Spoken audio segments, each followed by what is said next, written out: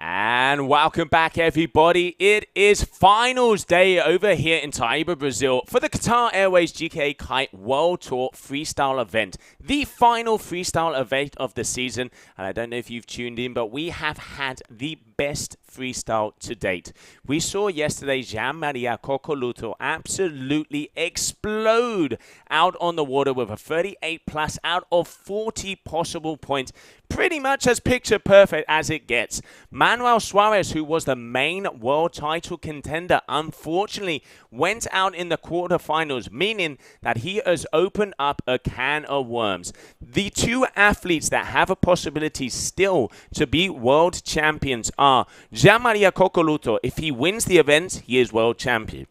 Juan Rodriguez, if he wins the event, he is world champion. And if those two scenarios do not happen, Manuel Suarez will still hold on to the world championship and he will be our new freestyle world champion. He is definitely going to have to be watching from the sidelines. What is going to happen out here on Taiba, Brazil today, we will soon find out. But before we go out to the action on the water, let's check out the action that we had out there in day number 2 here in Brazil. Welcome everybody to day number 2 here in the beautiful location of Taiba, Brazil.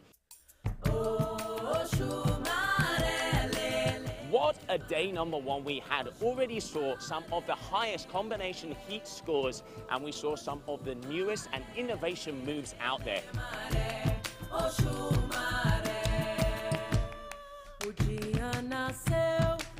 Today we are going to be starting off first with the ladies. They're going to try the waters for the very first time in this competition. And let's not forget, today could be the day where we will be crowning our new world champions. Highlight definitely has to be that heat number 1 of the quarterfinals of the men, where the two world title contenders are going to go head to head and batter it out in between Manuel Suarez and Jean-Maria Cocoluto.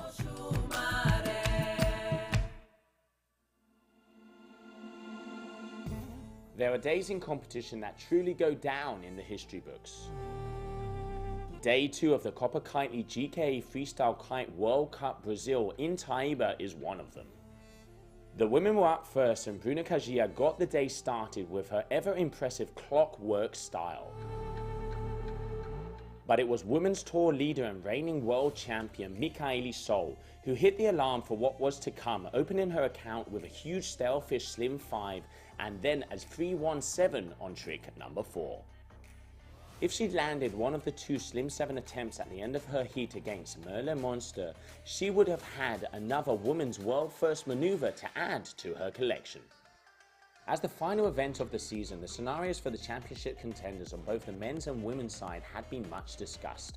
But finally, the chance for the tour leader Manuel Suarez to take his first world title came in the men's quarterfinals. If he could finish in the top 2 and therefore advance to the semi-finals, he would be guaranteed enough championships points to take the title. One man rose above the pressure to put on a once-in-a-lifetime performance. All Jean-Maria Cocoluto could do at this event was keep winning his heats and hope that Suarez would trip up before reaching the semi-finals. Suarez led after 2 tricks but started to slip as the Italian hit full beast mode, scoring 2 9s and then 2 10s in succession that sent goosebumps through the crowd and left the judges in awe.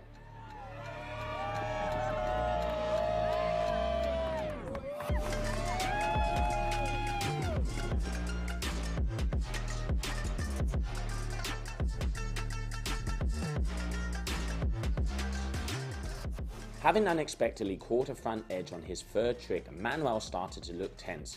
He started to force out maneuvers and on his last trick attempt just wasn't good enough to overtake informed Lagoon specialist Eric Anderson, who advanced through to the semi-finals behind Cocoluto. Now out of the competition, Manuel has to wait and see if Jean-Maria Coccoluto or Juan Rodriguez will win the event or not. But today was all about one man and his connection with this lagoon. Jean-Maria Coccoluto's 38.74 heat score from a possible 40 will remain truly iconic, whether he goes on to win the world title or not. Yeah, I feel good. I'm super excited about it. 210 and 9.5, almost perfect hit. I think it's one of the best hits ever in freestyle competition. I'm super happy. Landed from Bremo 5 grab, backside 9, and I don't know everything. I'm super happy. So I can be world champion now. So keep focused, competition is not finished. See you in the next hit. Maxime Chavelot won his quarterfinal with a typically slick performance, and several riders including Carlos Mario, Adeuri Corniel, Eric Anderson and Juan Rodriguez all broke through 30-point heat scores too. The best freestyle action we have ever seen at a competition, and it all comes down to who wins the event. If either Jean-Maria Coccoluto or Juan Rodriguez take first position, they will be world champion. But if they can't make that top spot, Manuel Suarez from Brazil will be crowned world champion. Join us for the season finale here in Taiba, Brazil.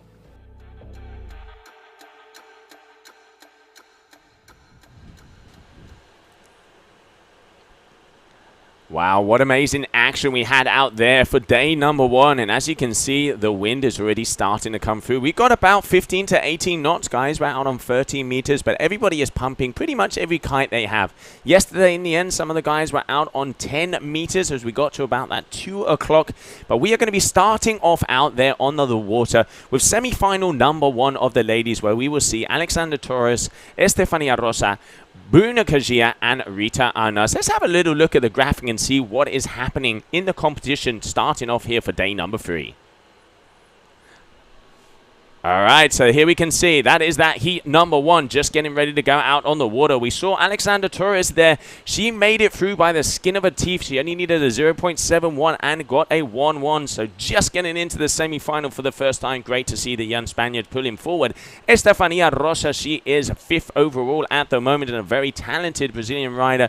Bruna Kajia needs no introduction. She has been a past world champion and she is in a very good position at the moment. We've seen her in the previous heats and she has the power, she has the mindset, and she knows what she has to do.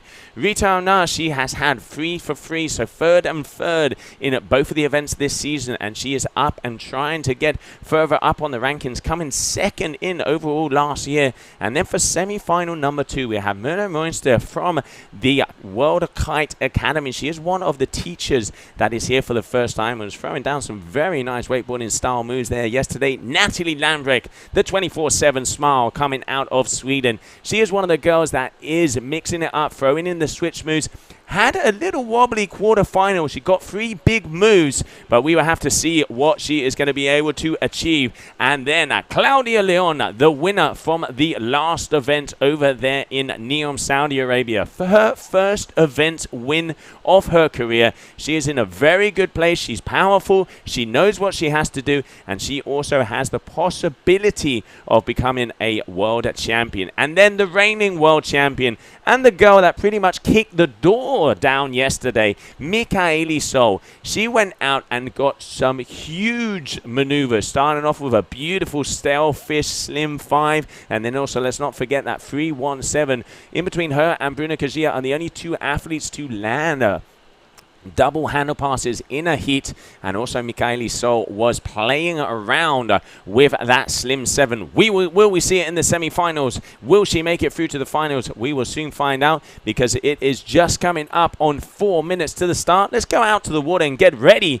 for the action. Semi-final number 1 of the women's freestyle, Taiba, Brazil.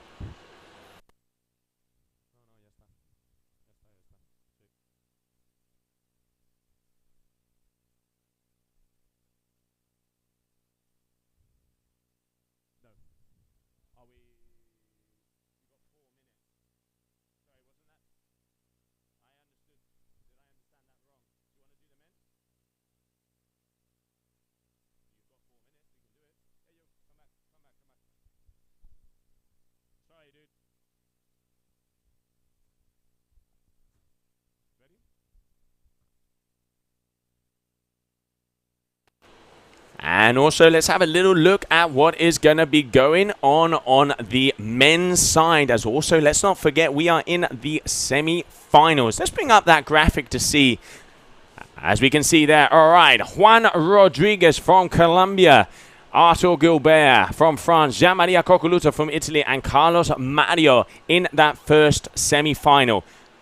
Two of those guys are the only two athletes, apart from Manuel Suarez, who was already out of the competition, that can be world champion. Juan Rodriguez, Jean-Maria Coccoluto, they need to win the event to claim that title. Arthur Gilbert, your current world freestyle champion in there, didn't have the best of heats yesterday, but this guy is deadly. He's sustained a little bit of an injury on his knee, but I saw him training after the competition. He is literally going through the front of our booth now, and he is ready to rumble. Eric Anderson, the man that mixed it all up and opened up that can of worms, going past Manuel Suarez, eliminating his first possibility of being world champion in this competition, getting that second place. Eric, always a lethal weapon, and the Brazilian pulling off a very spectacular heat for that quarterfinal. Adelri Corniel, the Black Panther, he is definitely back in action. Seems like he's got all of his things together, putting on a very good show out there yesterday. Maxime Chablot, the Swissman, getting some double rotations, also adding grabs, adding style and adding flair. It looks like he is back in action. Looking forward to see who that will be making their through to the final. And then David Ribeiro, the youngster from Brazil. This man threw out all of the big moves yesterday, won his quarterfinal heat, only 14 years of age. I tell you what, the future is bright and the young ones are coming up with fire. So those are the semi-final actions that we are going to have out there on the water. Let's get back out, because in less than a minute we are starting with semi-final number 1 of the women.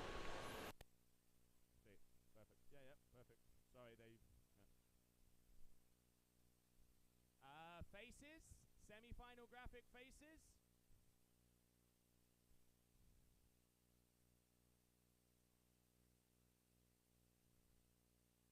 Semi-final graphic faces. There you go. All right, there it is, there it is. These are the 4 women just about to get ready to go. So on the left, Alexandra Torres from Spain. Estefania Rosa coming from Cumbuco, Brazil. Bruna Cagia, the Brazilian past world champion. And Rita Arnaz coming out of Spain, 2nd overall last year. Very big heat coming our way as we are about to start in less than a minute. It is finals day, ladies and gentlemen. It is finals day.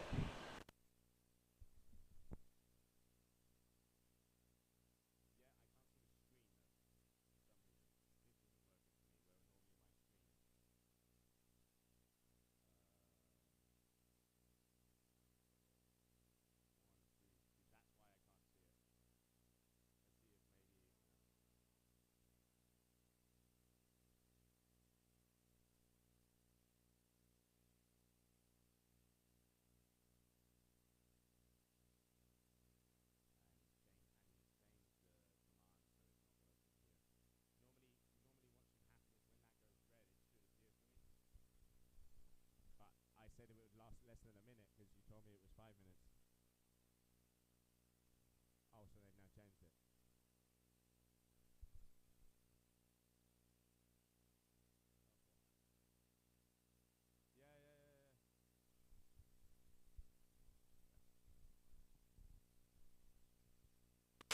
All right, so we're just waiting for this heat to get on the way. Semi-final number 1. We already saw out there yesterday some of these athletes throwing down. And on the women's side, Michaeli Sol was definitely the one to really push it out there. But Bruna Cagia, she is back with fire, and she is out in this heat. She's been a world champion before. Let's have a little look at the scores, what happened. So Estefania Rosa got a 17.80, 8.46 for Merle. Then on the women's side, Bruna obviously winning her first heat, going all the way straight through. Got a 24.83. And Mika got a 29.60. Natalie, 23.43. So pretty much the medium to high 20s are where the top athletes are at the moment. And in this heat, we have Bruna Cagia, who has had the highest score of the athletes in this heat so far. Let's see how she can perform here on the finals day. I can see they are out there on 11-meter kites at the moment, and there we can see it. 3 minutes until the start of this heat.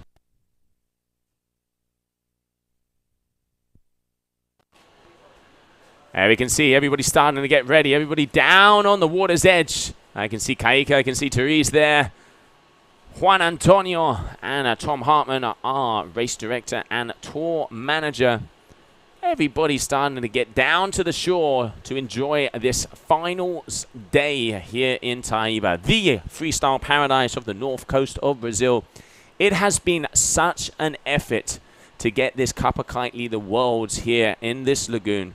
And one of the things that all of the athletes have been saying is that it is so nice to finally just have to depend on their execution. It literally does come down to the rider here. Because conditions could not be any better. And when the best and the best in the world say that, the only thing that comes on our faces are smiles. And I tell you what, I know a few ladies that have their teeth out, their claws are sharpened. Bullets are in the chambers and ready to fire. Semi-final number 1 on the way. And then we can see in our screen, front and center, that is Bruna Kajia sitting on the water there. Was Estefania Rosa. Here we can see coming through center stage. Also, that is Bruna Kajia just making her way further up to the left as they start to get ready. And there, Estefania Rosa. So Alexandra Torres will be the first athlete to jump.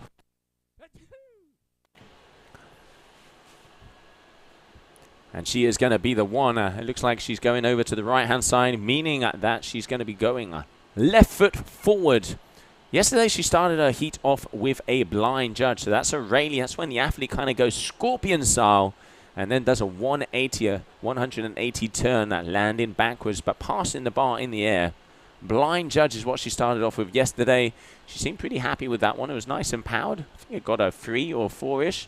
Not too bad, not a bad way to start off. Will she be doing that again? We will soon find out, as it's just less than a minute to the start of this first semi-final here of the final freestyle event of the season of the Qatar Airways GKA Kite World Tour. 30 seconds.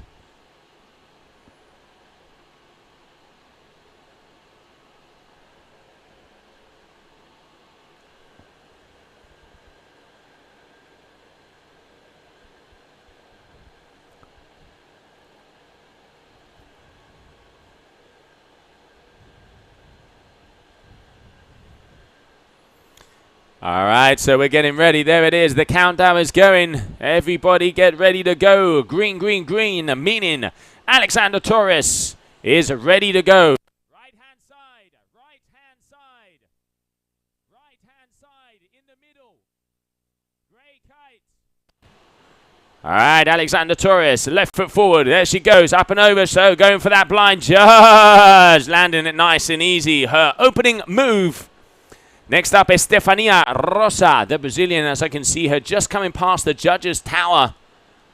As she's going to be getting ready. There it is. Good extension on the old Rayleigh. 180 around. Lands it, claims it away. Judges are going to be liking what they see. And I have some numbers coming our way. Good way to start off your heat with a landed maneuver.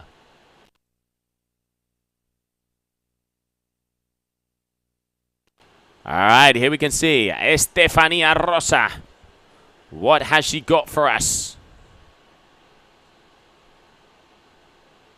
Tweaking it out. Shifty. 3-1-3 for Estefania. Adding a little bit of an element of style there for that one. You can see everybody down here. Fabio Ingrosso there, one of the coaches.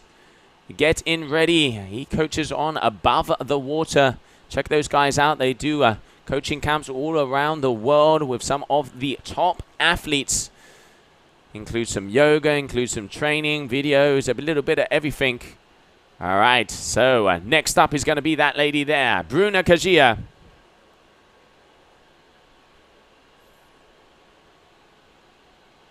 Bruna, right foot forward. Right in front of set lander there. 3-1-5. Adding an extra 180 rotation there. Railing it out 540 front side. A handle pass. As I mentioned before, Bruna is on sync. She's in sync and is on fire at the moment in this competition. You can see the wind is still a little bit light.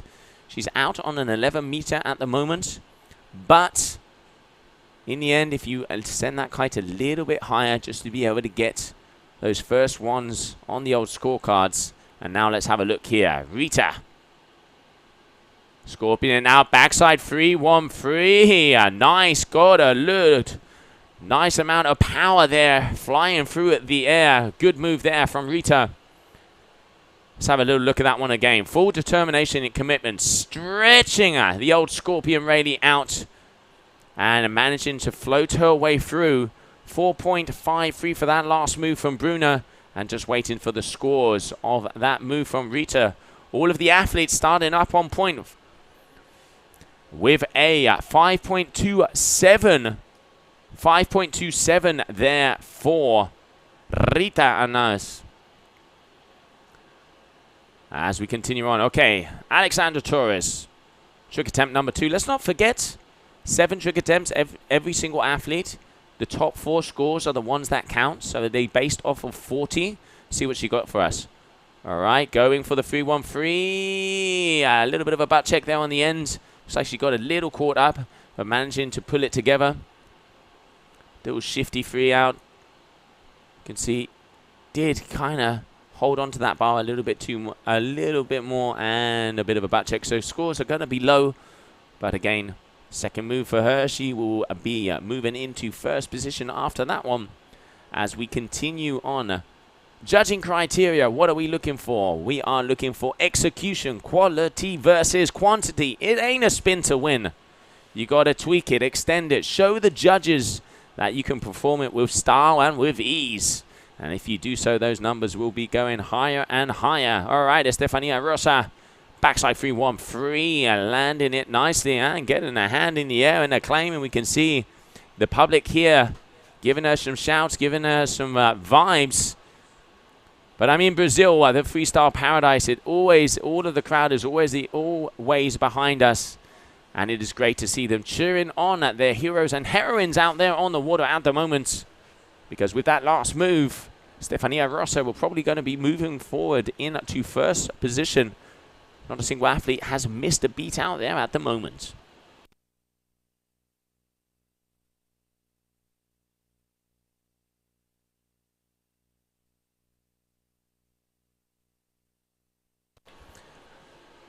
All right, still waiting for that number to be dropped there for Stefania. One of the beauties of the live scoring is you can see everybody with their phones there. So they're finding out exactly what is going on, what the scores are. And there we can see Mika's mum getting a front row seat. I mean, it doesn't get much better than that. She would be waiting and watching her daughter possibly take another world championship with her feet in the water of the lagoon. I mean, that is what I call front row seats. All right, Bruna Kajia.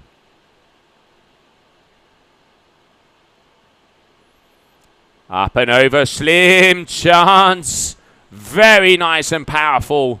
Esmo there, style. Really liking it over the top and really doing that. Look at this. Goes through the full front roll rotation. Looks over and look at the kite angle. You can see how those lines there completely slacked out. And that is going to be a big move for that slim chance there from Bruna. I've been saying it all event. She is hungry and she is on it. 6.57. Move number 2, Bruna Kajia in first position.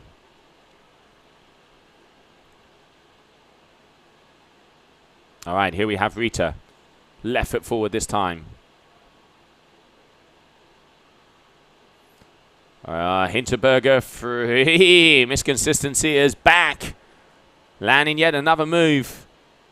One of the things I like with Rita is she has a lot of speed through her maneuvers. There you can see stretching that Rayleigh out, tweaking it around, and throwing her body into it. Didn't have a lot of height, but still, second move of her heat. She still has 5 more moves to go, and she knows, obviously, as we're getting into these semi-finals, any heat can be a final. All of these girls can throw down no matter what. And there, we're just waiting for that number, 6.27. Big move out there for Rita, taking her way into first position, winning by 0.44. Alexander Torres.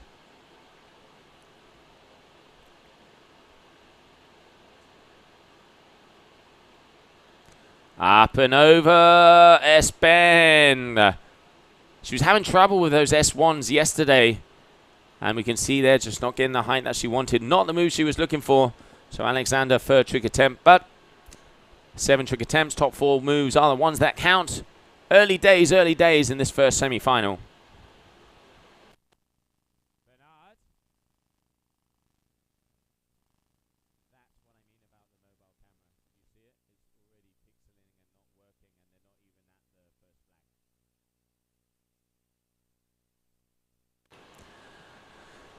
Estefania here looking very calm and collected. Brazilian athlete, 5th in the world at the moment. Ended up 7th last year. Looking to go up and make her way into the final. I mean, what a chance it would be. And there we can see the crew from Kitley here at the Copa Kitley, the world's Estefania. She's out there on a 10 meter at the moment. Hinterberger free. Good move there for her. 3 for 3. One of the things with Estefania, she might not be the most powerful rider, but she is very consistent. She has a repertoire of moves that you can pretty much guarantee she was always going to land. So the other athletes, they really have to have a good heat and make sure she's silent but deadly. And there you can see already moving her way up into 2nd position in this heat. And now let's see. Bruna Kajia looks like she's going to be going right foot forward one more time. Bruna had a very nice back mobe yesterday. She also has those. Let's have a look. I reckon we're going to be seeing the back mobe here. All right, Hinterberger free, but getting caught out, unfortunately, there on the leash. You can see a little bit of a face of frustration there from her. As we continue on. You can see that Kite was pulling too hard and she had to get that bar too far away. Let go of it a little early. Coming down a little hard. That's going to be a crash for her. Trick attempt number 3 for this young lady from Spain. Coming in, Rita.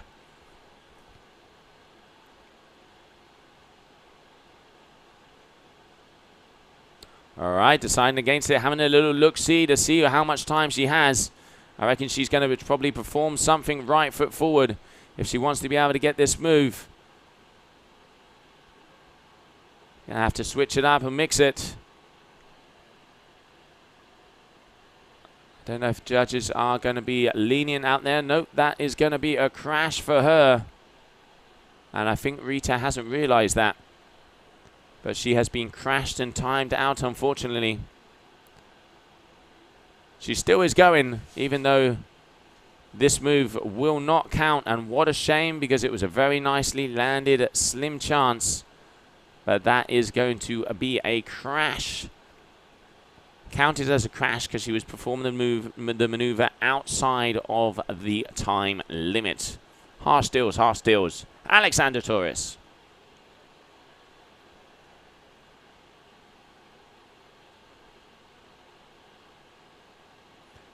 Going back to wrap, but coming down. Just not quite getting that rotation. You can see her body was a little off center, meaning that as soon as she touched that water, she backed into it. Just not getting the slack on the Kite here. Pulled it in, but look at this. You can see already leaning backwards. So as soon as she landed, her body weight just went over that backside edge. And that's going to be a crash for her as well. Estefania Rosa up next.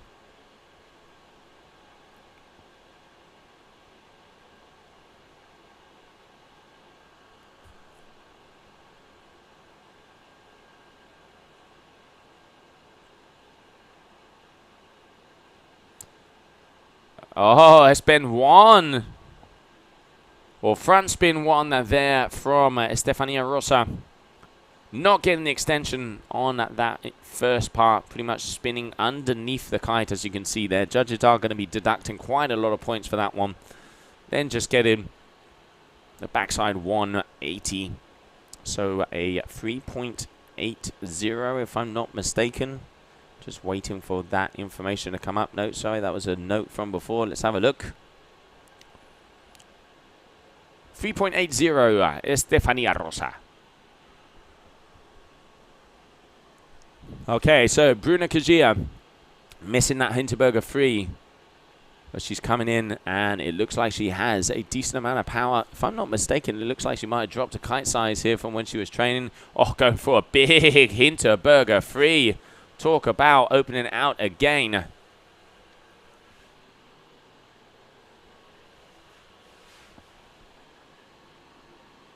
Stretched out, pulls that bar in to get the slack. Passes the bar in the center. Judges always like when the athletes pass the bar in the center because it shows complete control of the maneuver. And that was a very nice move there from Bruna. And let's have a little look-see on what kind of numbers are going to be coming our way.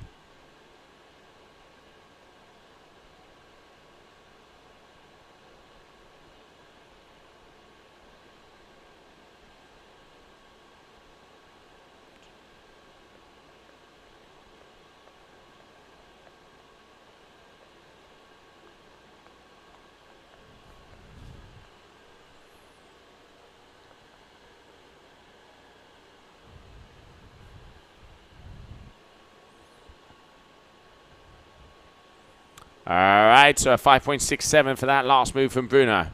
Rita now going once again for that slim chance and does get the landing as she was tricked out before. She needs a 5.24 to take first position. Let's have a little look-see. All the way around, looks for the landing spot, completely throws her body in. Passes the bar just as he's coming down to the water. Very nice slim chance there from the Spaniard.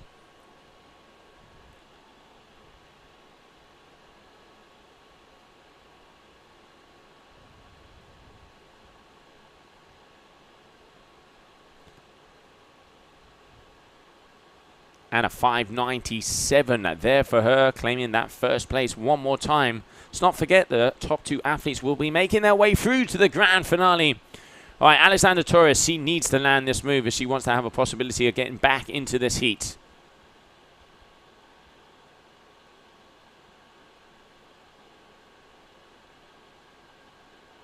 Going for the S1, but once again, going over the top, and look at that in the crowd. I can see Mr. Tropical himself, Matthew Lopez, past world champion on the strapless freestyle discipline. Getting ready because at the end of the month we have the finals also of the GKA Kitesurf World Cup here in Taibinya. Just about 4 kilometers down the beach. Nice little beach break there where we will see the boys and girls rip those waves apart. But now it's all about freestyle here on the Taiba Lagoon. A very complete location, Taiba. If you haven't come out here, as Estefania said yesterday in the interview, you cannot die without coming over here and enjoying these beautiful conditions. Shifty free there for her. Trying to improve on her 2.97. Does get a little bit more of extension there on that shifty out. And a much better landing with the kite. A little bit more powered.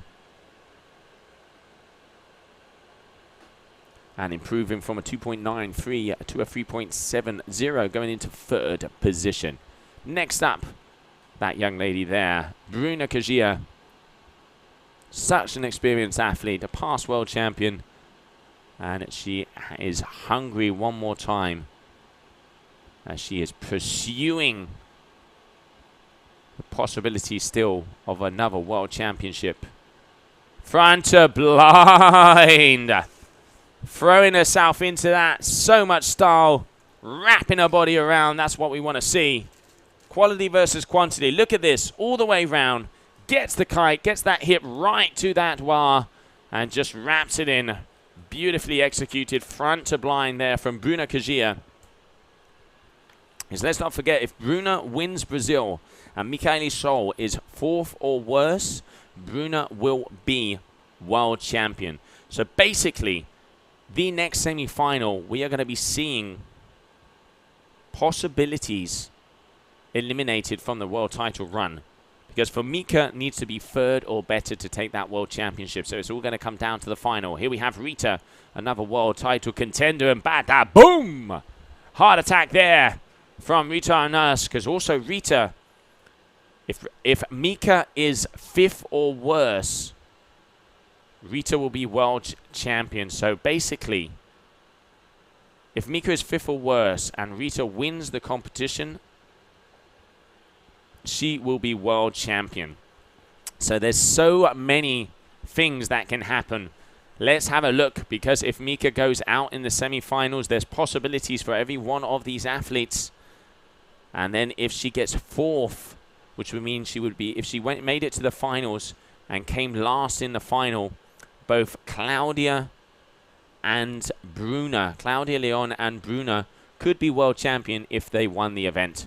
But there's still a lot of time. There's still a lot of time, as this is the early hours of the mid-afternoon here of day number 3 of competition's finals day. And this is trick attempt number 6. Powering towards us. That is Alexander Torres from Spain. 3 seconds. She's got to do something if she wants to have a chance, and she is not wanting to lose the opportunity here. I reckon we're going to see another S1 attempt. She's not going to have enough time to turn around. And it does look like, unfortunately, she is going to be crashed out. Even so, she did butt check that maneuver. So she's going to be crashed out for that one, because if you lose your chance of a jump, you have to jump inside that timeline. We saw it before with Rita. We've just seen it again with Alexandra. So, Estefania Rosa, she is comboed out at the moment. So she needs to make 2 big moves if she wants to have a possibility of going through. Just missing out on that front spin with a backside 3. Coming down hard here. That was tough deals, tough deals. Looked like she was actually going to get it. Was able to pull that bar in a lot more. You can see, did grab it in the middle, but just catching out on that front side edge. Crash for Estefania Rosa. Bruna Kajia up next. And it does look like one more time she's going to be going left foot forward.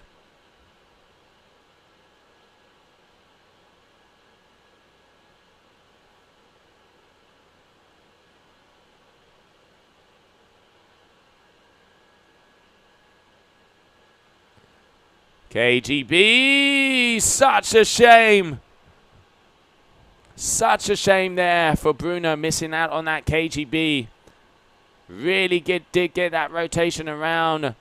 And here you can just see, just missed the pass. KGB attempt there from Kajia.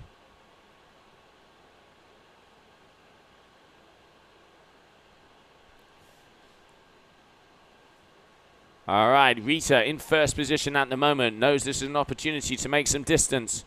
Goes over, gets the pass in the game. Oh! That is what I call a face splat. If I've seen one, and comes out of the water shaking her head.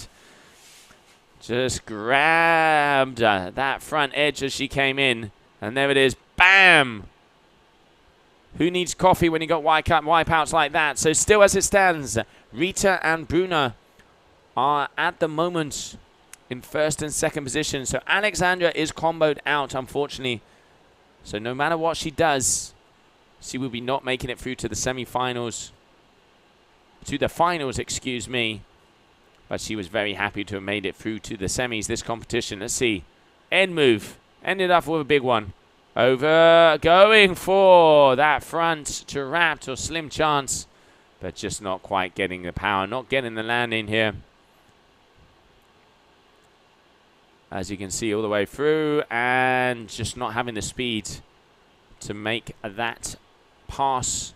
So that's going to be a crash for her. So that's going to be her final move here of the competition. Great performance there from the young Spaniard coming up in the ranks. Estefania Rosa needs a 10.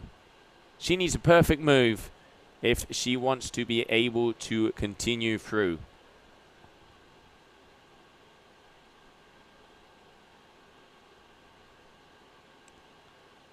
Going for... I think that's a switch. That is a switch slim. Wait a minute, let me think of this. Yes, that's a switch slim. She's doing the slim chance with the other hand. Because she was passing from left to right there. So when she was doing all of her other passes the other way. Now I wonder how the judges are going to be scoring it. All right, a 3.93 for that move there from Estefania. Bruna Kajia, she needs to improve by about 3 points on one of her moves. Going for the air span to blind, making her way through. That's not going to be enough to take that first position, but still, both her and Rita will be making it through, winning both of them the semi-final and continuing on. So that means that both Rita Arnaus and Bruna Kajia have made it in to the grand final here in Taiba. So victory run here for Rita. Let's see what she has for us.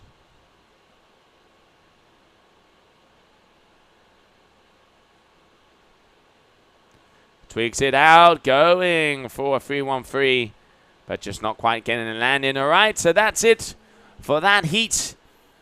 Bruna Kajia, Rita Arnaus are the two athletes making their way through to the grand finale. Coming up next, we have Murder Monster, Natalie Lambert, Claudia Leon, and Michaeli Sol in semi-final number 2, coming up in less than 4 minutes. Let's have a little look at the highlights from that first semi-final of the women's freestyle.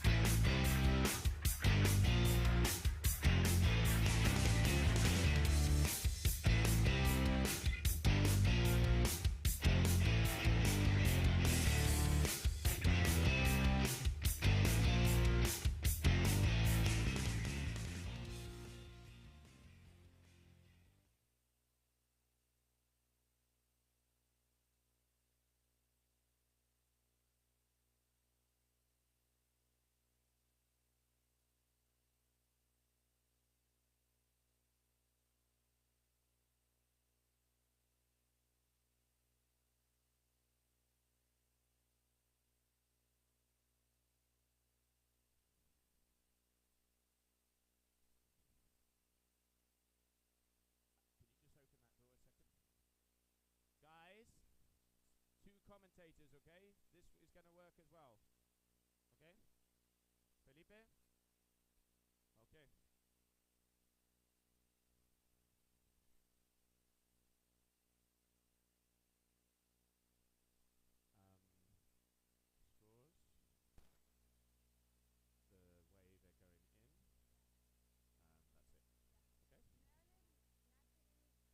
Okay? Yeah. We're starting, okay?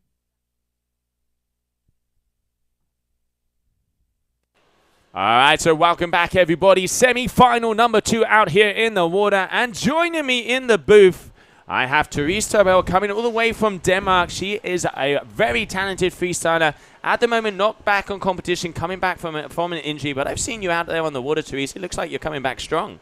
Thank you so much, Joe. Yeah, it's nice to be here supporting the girls and watching on the beach. Now we are heading into the semifinals heat 2 with Merle from Germany, Natalie Lambrecht from Sweden, Claudia Leon from Spain, and Mika Sol from Brazil, of course. Yeah, and already starting off with a bang. And Natalie Lambrecht.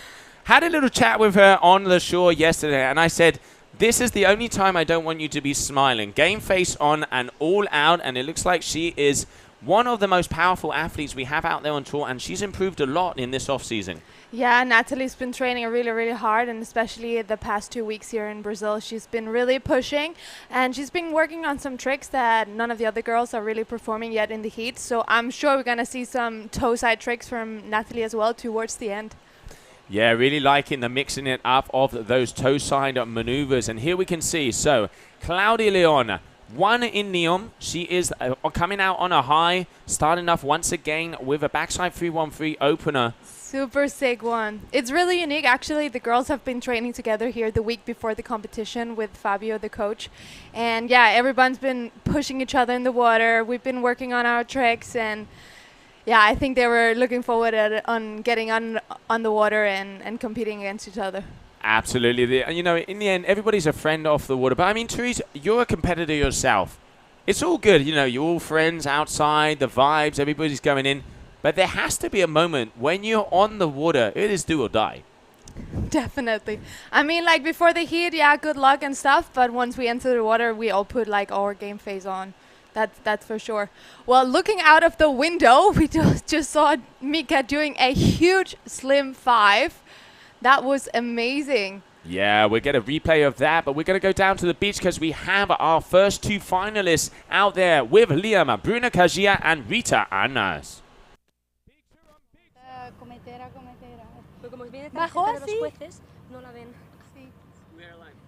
Okay, so here with our first 2 finalists, Rita and Bruna. A brilliant heat to start the day off. Rita, the word consistency just keeps coming up and up. How do you feel after that one? Yeah, I tried my best. I really wanted to go higher and bigger than the first round. I'm feeling confident. Had a little injury a week ago on my hamstring, but I'm getting my confidence back and able to do my tricks.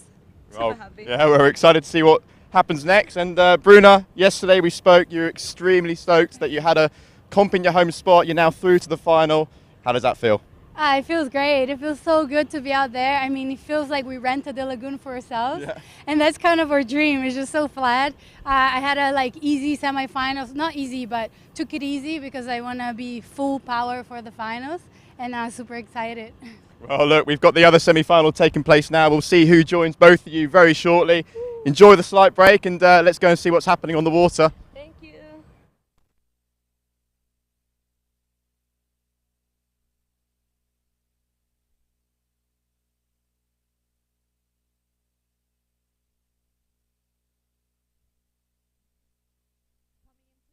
Coming into the water now, Natalie with a huge hinder mob. This is the second trick for her. And yeah, she really rode in with a lot of power. Here's the replay. Natalie just rides with so much power, and she really travels with the kite. And as you can see on the scores, the judges really like that as well. Yeah, just waiting for those numbers to come up. 5.57. Super nice. Really liking that move. And as you said there, Therese, she really is going with power.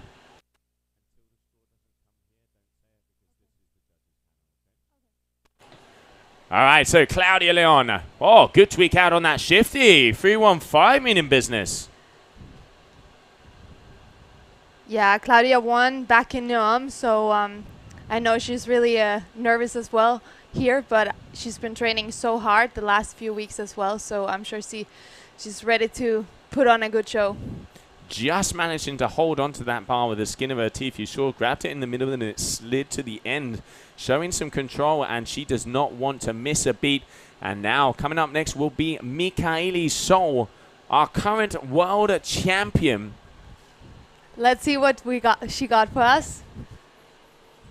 I mean, the heat from Mika yesterday was incredible as well, so I'm really sure that she's gonna pull out some really good trick as well for this heat.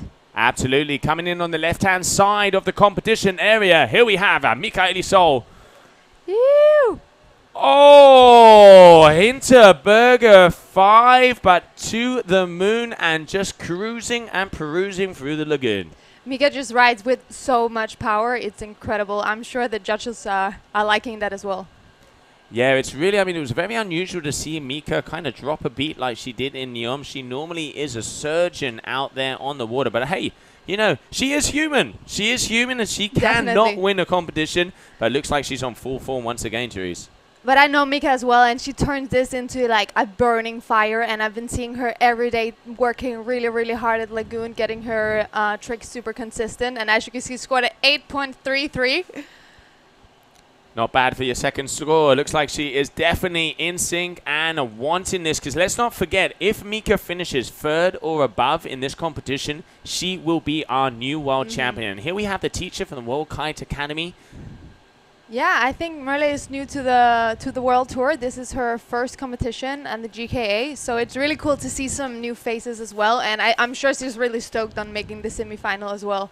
Yeah, absolutely. I actually had a little holiday just before this event. I was over down there in Kumbuko for a week, and she was riding. Got a very nice style, starting to get the moves together. And one of the things I'm actually impressed is for her first time in the competition, she's quite consistent. And she's keeping her cool, like really performing her tricks, getting the 4 scores also yesterday. Let's see. This is Natalie's game face coming into the box. Yeah, these were the other day she was actually starting. Look at the, I mean, speed. Huge blinders 3. Oh, that's dangerous. You see, that is dangerous. When you see Natalie like that, she is also such a psychological rider. You can see, you know, when she's in that zone, you start to see the smile coming out. You start to see the fist go into the sky. Big backside 3-1-3. Nice third trick. 3 big moves, 3 big scores. Yeah. Current leader of this heat. I know Natalie has been really, really focused last few weeks, and she wants to go to the final so much. She's also really good in big air and freestyle, so it's amazing to see her as a rider, like pushing both sides of the sport. And yeah, I just know how much she wants this as well. Yeah, no, she is definitely wants to get through to the final. And for me, she's always the underdog. She's always one of the riders to look, and she hasn't yet kind of done that step to the let's say to the big spotlight. Will it be at this event? Looking good so far. Yeah. Ooh, big heart attack from Claudia. Unfortunately, having a harder landing, having a little butt checked. But she definitely went in with like full speed, full power, a lot of height. But the judges will for sure deduct a few points from the landing. Yeah, you can just see there, unfortunately, not being able to take the impact there, landing a little bit flat instead on the tail of a board.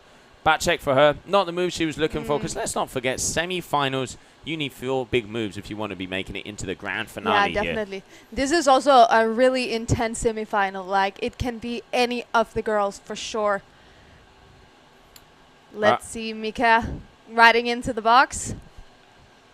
She's just cool at the moment, isn't it? She is so relaxed. She's just at her home spot. She's been training here her whole life. Ha! 317, really clean. Oh, yeah. I mean, Mika got it. She has that move on tap. We saw it out there yesterday. And I mean, we can ask for stuff. We can ask for stuff on the stream. Mika, I want to see a slim 7. Just look how easy she rotates around. Full control, full speed. Easy peasy there for your current number 1. I think it's so incredible how quickly she became consistent. Oh. Yeah, I think it's incredible how quickly she become so consistent with the 3-on-7, for example, landing then in comp already. That's like really setting the level for the females. Yeah, one of the things with Mika, she has a big background. You know, she comes from gymnastics as well, and she also, you can really see she has that spatial awareness. She has the control of her body. But let's see, you know, she has a very hard heat out there. Okay, Merle, what she's got? Tweaks it out. All right, shifty to wrap, but unfortunately missing out on that bar. That is going to be a crash for her. 4th trick attempt. Let's not forget, 7 trick attempts for each athlete. Top 4 moves are the ones that count. What are the judges looking for?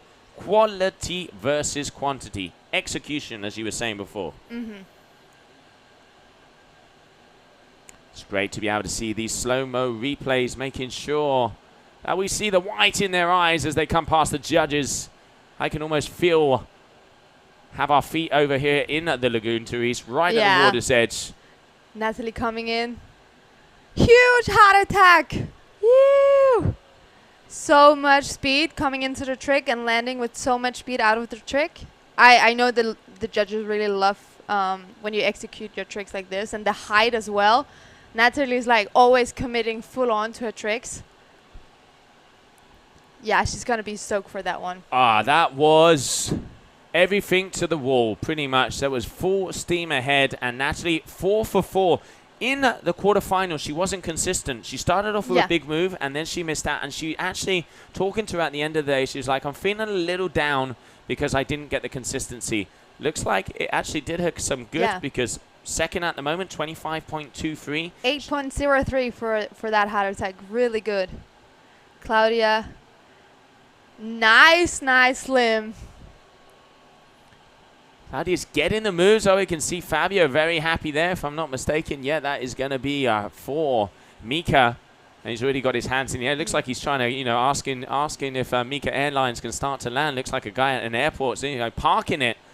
Claudia Leon. Slim in the middle. Little wobble on the landing. 5.67. Still a good move, but she is in 3rd at the moment, and she wants to keep her world title contenders up for grabs. But this is the lady. 5.63 for that slim. Let's see what Mika got for us. Big blind just 3.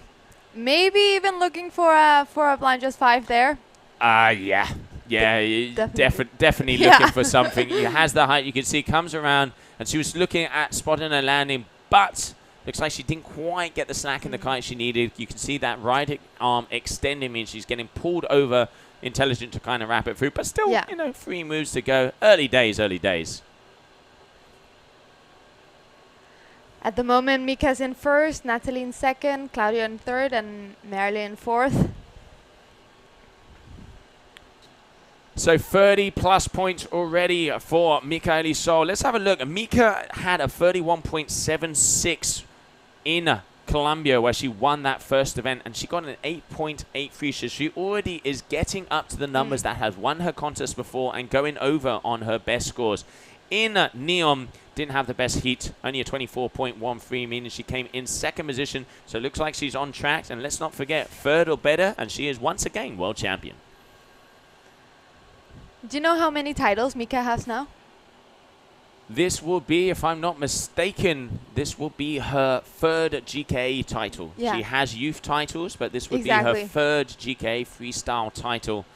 I mean, you know, such a talented young athlete. And let's not forget, she was 18 a couple weeks ago. Yeah, she only just turned 18 a couple weeks ago. She's already been on tour for a long time. So much experience. And the thing that I like is she is pushing. She's one of those riders that is pushing the envelope. And I definitely will say, women's freestyle over the last couple of years, you girls are throwing down. Yeah, thank you. I mean, it's amazing when there's someone there setting an example. Let's see if Natalie's going to go for some toe side, I thought. No, let's see.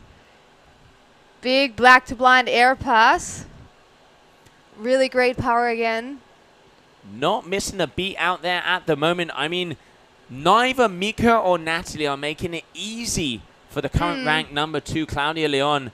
And obviously, she needs to get through this heat if she wants to still have a possibility of taking that world title. So very tense moments out there for the young Spaniard, coming off of an event win, but at the moment needs to step it up because she is even in a combination situation. So 3 moves to go.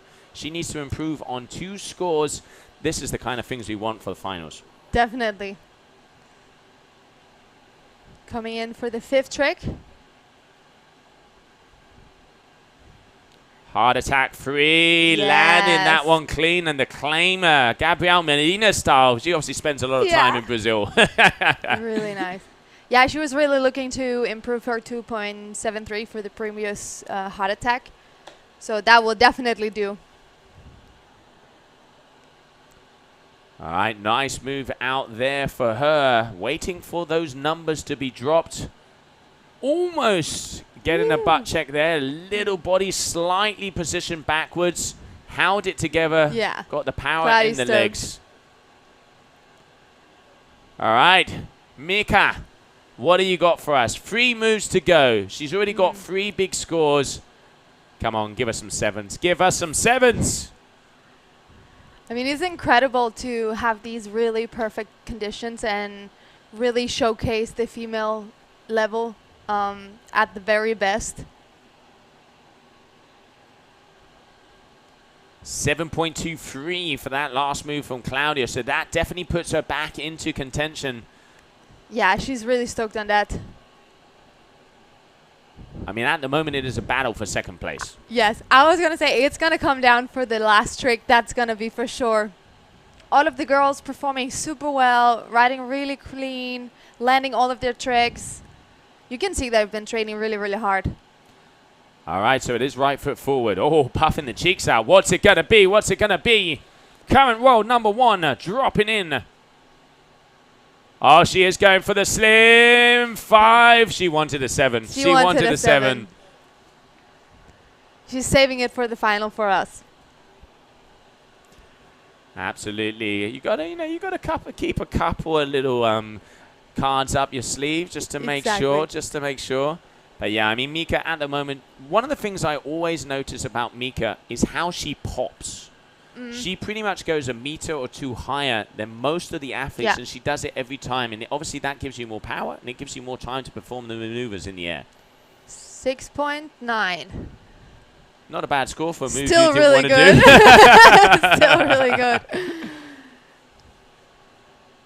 And there we can see everybody down there on the beach getting ready because let's not forget Freestyle Extravaganza World Champions will be crowned today. And now let's have a look and see what Munster has got for us. Back to a blind, landed nice and easy. Easy, clean. I'm sure she's really happy with her performance here during the event. Let's see. Nice, controlled. Wraps it around, keeps that bar at that back hip so it can slack out. And there we can see the lady behind the lens. The golden shots, Svetlana, our official photographer. And I tell you what, the amount of hours she puts in there, and I'd be wearing a helmet with these guys and girls going around your head, wouldn't you? Let's see Natalie coming into the box.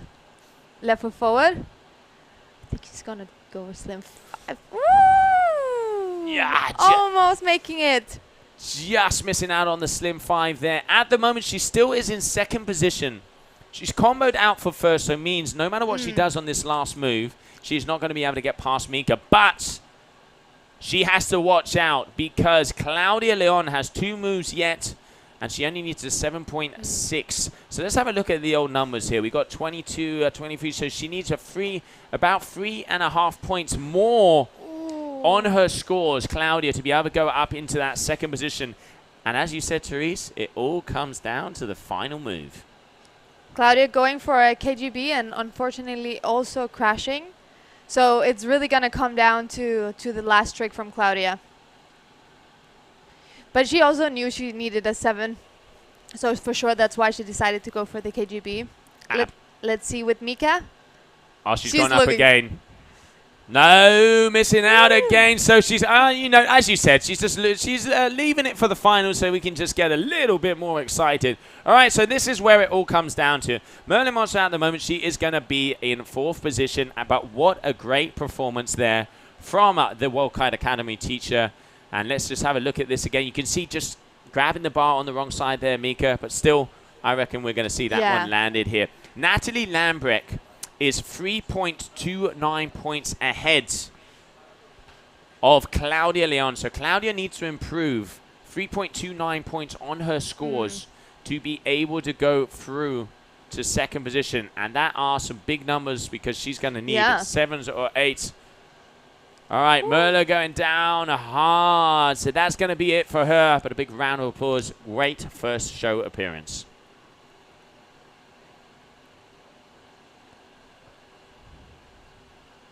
Really going for it.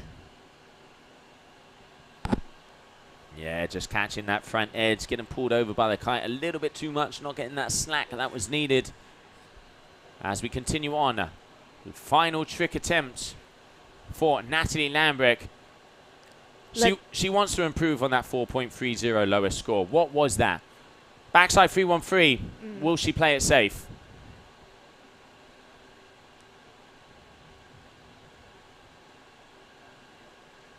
Hard attack, perfectly landed.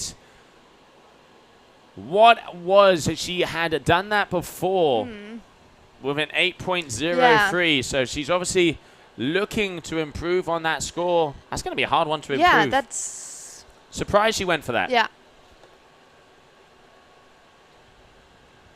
Yeah, I was thinking she was going to improve the Blanches 3, but...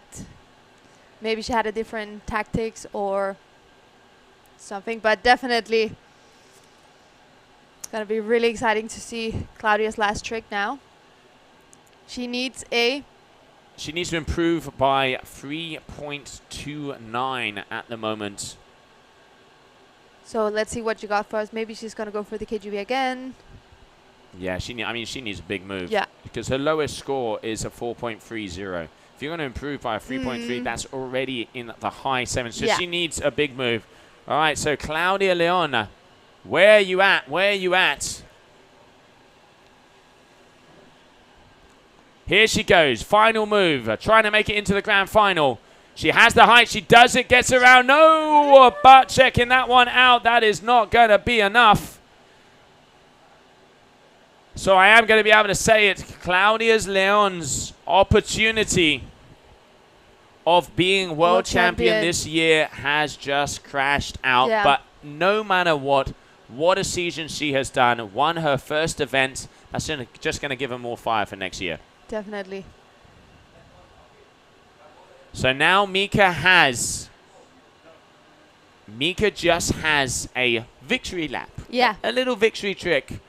Are we going to see another Sim 7 attempt? Is she going to throw that one down just to end it off, or is she going to hold it out to the final? What's your call, Therese? Yeah, I think she's going to try one more for us. She's getting fired up for the final, getting the Slim 7 ready for the final. She's definitely coming right foot forward, so let's see. Come on. Gets it. Yeah. Oh! Almost making it. Almost making that maneuver, but not getting it clean. And we can see out there, yep, the judges crashing that out. So that is going to be a crash for Mika. She's tried that move 5 times already in this competition. Yeah. So I'm going to say it 6 times lucky. Yeah, exactly. Ready for the final. All right, everyone. Wow, what an action-pack. So making their way through to the grand finale, which will be joining Bruna Kajia, Mika, and Rita Arnaz. We have Michaeli Sol and Natalie Lambrecht. Therese, let's just have a little look at the highlights from that last heat.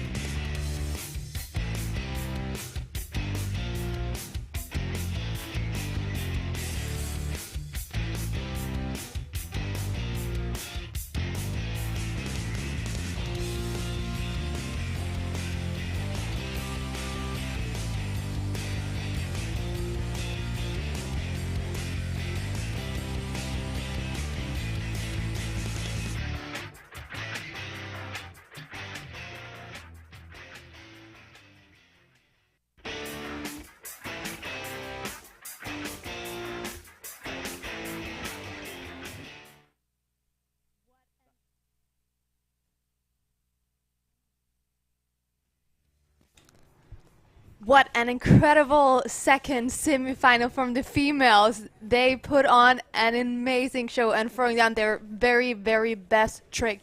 Moving into the final, we have Natalie Lambert from Sweden and our local hero, Michaeli Sol, 3-time world champion from Brazil. Yeah, and she will be joining Bruna Kajia and Rita Arnas out there. That is the grand finale that we were expecting. Unfortunately for Claudia Leon, her world title possibilities have been eliminated out there. And now it all comes down to that grand finale, because if Mika places third or better, we will have once again a Brazilian freestyle world champion on the women's side. But now 50 seconds in, and we are going to be going in to semi-final number 1 of the men. And there we can see that was the last semi-final of the women. Semi-final number 1 of the men, guys. I am really excited for this one, Joe. I mean, these two upcoming semifinals, they're going to be incredible. I mean, even the quarterfinals we saw yesterday was probably one of the best he'd seen in history. 2-10 for Kokolotu. Here we have it. The semifinals heat 1.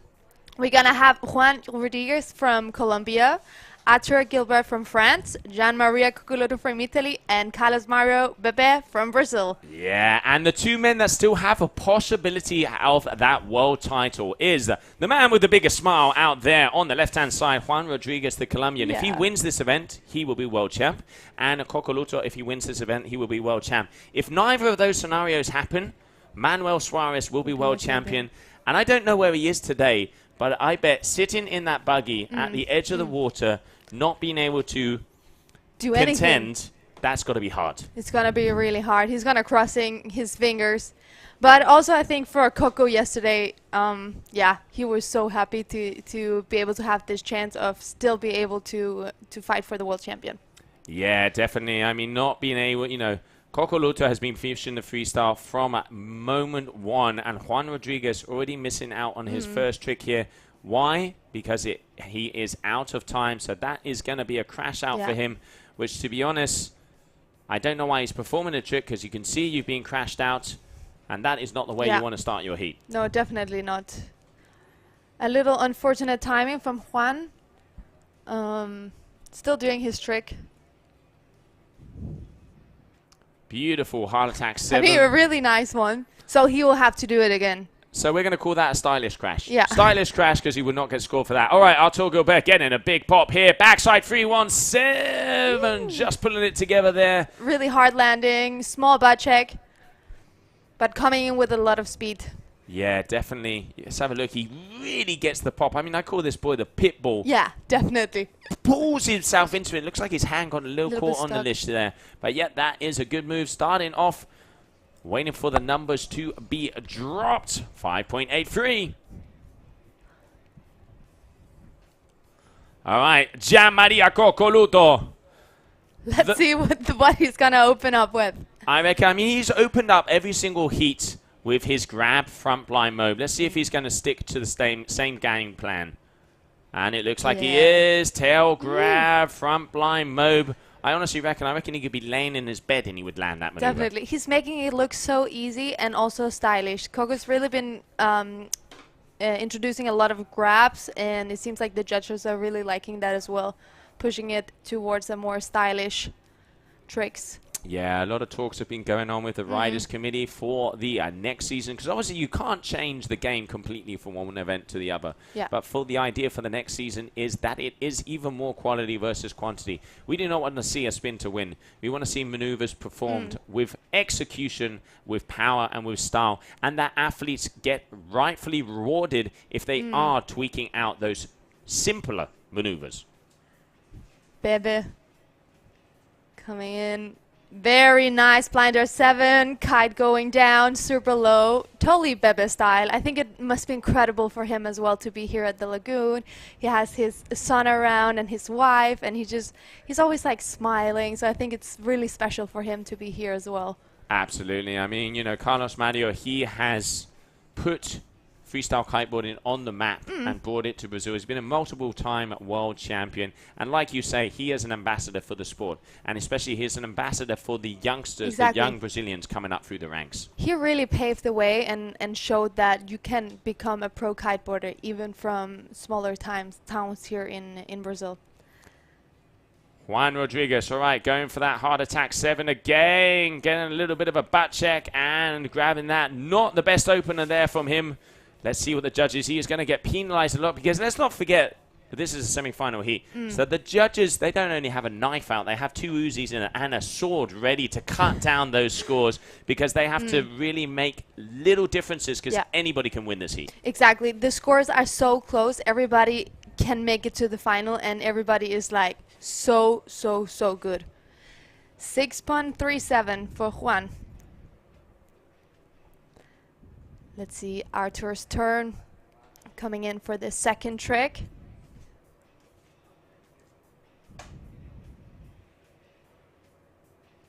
Left foot forward.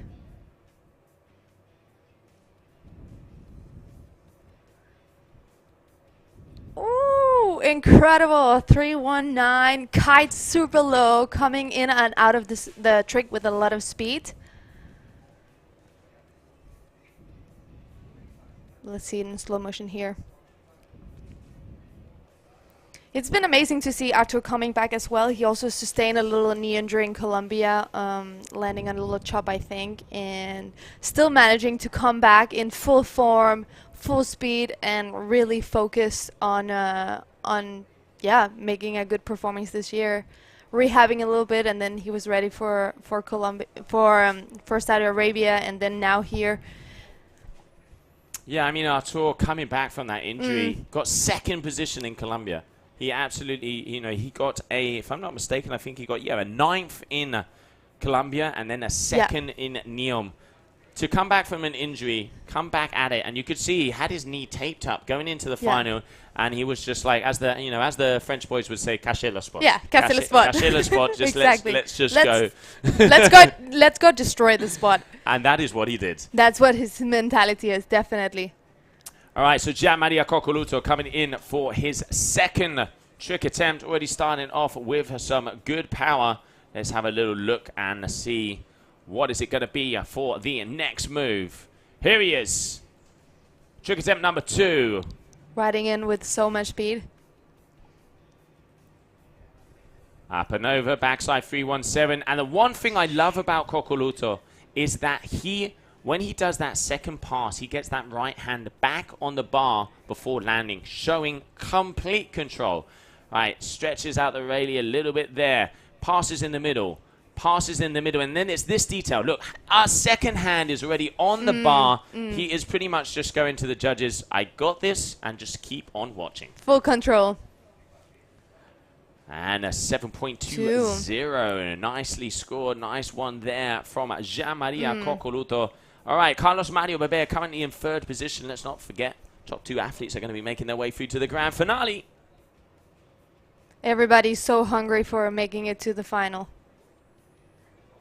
I mean, conditions do not get much better than that. He is already out there on his 10 meters from what I can see. Over he goes. Heart attack 7. Starting with the kite a little higher and then dropping it down. We see that a lot from Carlos. Let's have a look and see what the judges score that one. We have a 720 for that backside 7 from Coccoluto. You can see Kite starts, but then he yanks it down to be able to get that pass in. Seeing some big scores coming our way. Just waiting for confirmation out there. Yeah, it's incredible to see so many people at the lagoon as well. Everybody cheering. Everybody really excited. I mean, this is Brazil. I mean, I'm surprised I can't see some caipirinhas and some salsa getting down there. Come on, guys. This is a party. This is the best freestyle that we have seen. And at the moment, it is Carlos Mario Bebe, your first athlete. All right, here we have Juan Rodriguez. He is one of the world title contenders, KGB 7. I will say, I mean, do not kill the messenger, but that is why I'm here. Yeah. Kite was high. Exactly. I was going to mention the same. Landing with the kite a little bit high. Judges don't like that so much, so sure they will conduct a couple of points for that. Yeah, you can see, and the numbers that are coming in, I mean, they have to, you know, they have to slash these moves together because all of them can land them, but it's who can land them The properly very best. executed Exactly. and the very best. Exactly. 5.27, that is fair. Yeah. And that also, it makes, you know, in the end, we want the riders to push as hard as possible. And talk about pushing, the French Pitbull, the French, I'm going to call him, new nickname for our tour, the French Bulldog. Pitbull. Yeah, yeah. But it's really cool to see with the French team. They have their coach Nico here, Nico Delmas as well, and they've been working the entire week before the competition as well, perfecting the tricks, training at this exact spot, so that, yeah, they could be ready for the competition.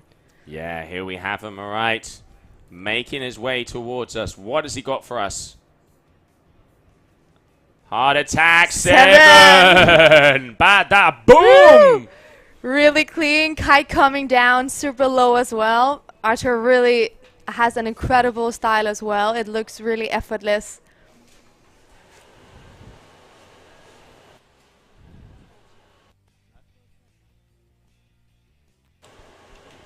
Yeah, the current world champ there. Very nice, very big move from him. 7.33 already up the top there. Let's not forget in Neom, he had the highest combination heat score up until this event after Kokoluta with a 33.37. So those are the numbers. It seems to, minus Kokoluta yesterday, who just blew all the statistics away.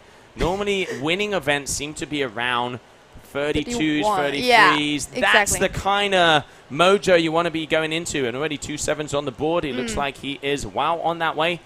First position. And I'm sure this has given Arthur like a really big confidence boost coming into the Brazil event as well, having like some high scoring heats in Saudi. It always gives you this confidence moving into the second competition. All right, so Jean-Maria Kokoluto, trick attempt number 3, and you can start to see. Looks like I reckon Kokoluto might be over here on the right hand side, because I can still see people looking to the right, looking to the left. 7.4 for that trick from Arthur. Another 7 to the board. Still currently sitting first. Jean-Maria coming in, right foot forward. Let's see what he got for us now. Currently in third position. Oh, he's got the power, he's got the speed. He is also out on his, I reckon he might have changed his kite out there on an 11 meter if I'm not mistaken. Yep, that is an 11 meter. All right, powering towards us. What has the Italian got?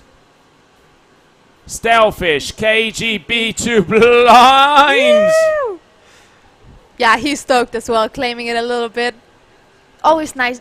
Coco always have these perfect blind line landings that looks so stylish. Look the control. He lands so much downwind. Yeah.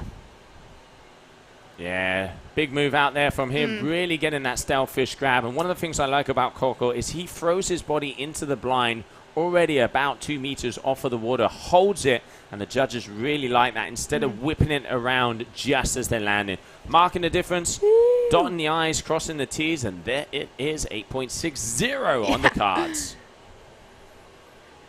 He's keeping up the good flow from yesterday's quarterfinal, that's for sure. Gave him a lot of confidence moving into the semifinals.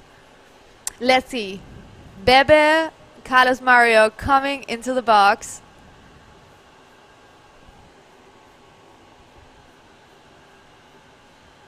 Oh, adding an extra 180 in there, answering back Carlos Mario Bebe. And wait a moment, because he needs a 7.71 to take that first place. And I reckon I'm going to say it. I reckon he's going to have that. It's so cool to see how the guys are really battling out there. Like, one does a trick, and then the other one sees it, and they know they have to really step up. They're really pushing each other to become the best athletes they can be and deliver, like, the best performance as possible.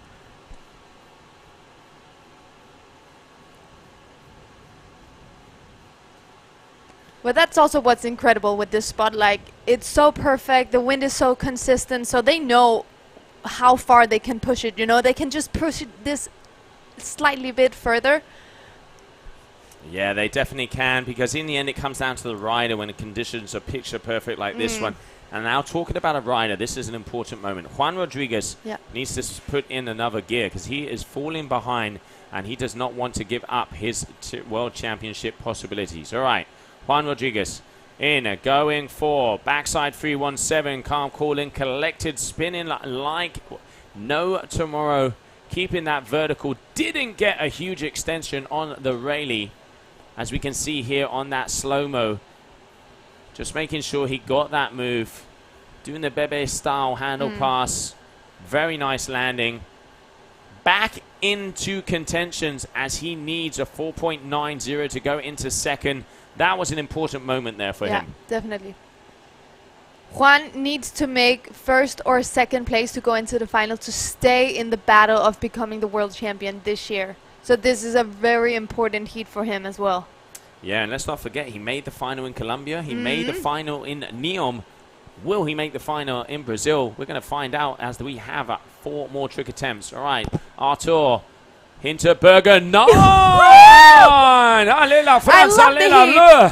I love the heat on the water. Wow. Also just like feeling it, claiming it. He knows that he did like a perfect trick. I'm curious what the judges are going to score this. Yeah, the thing I like about Arthur, he keeps the speed throughout the rotation. It's fluid. It isn't forcing it. He puts enough power in the first rotation to continue spinning. 9, that is one of the first one of those we've actually seen, to be honest. And here we have big numbers coming up. I tell you what, Arthur is on top form. And he is ready and showing that when you see one of these top athletes claim they're happy, you know they're in a good place. Oh, I'm curious. Is it going to be in the 8? Or is it going to be in the 9? Yeah. 8.7 second, 7 second. Bada boom there from Arthur Gilbert. Putting him back into first position. Wow, these guys are really battling it out on the water. I mean, and it's incredible. Like the entire week, they've been watching each other doing their tricks on the water. You know what the other persons can do. It's really been building up a lot of heat in the past 2 weeks. Everyone training here. Yeah, and talking about heat, fire, and fuego. Let's see what this man has for us. Heart attack 5. And a nice little blind pop out there, just showing complete control of his kite. He's going big, but he is holding back.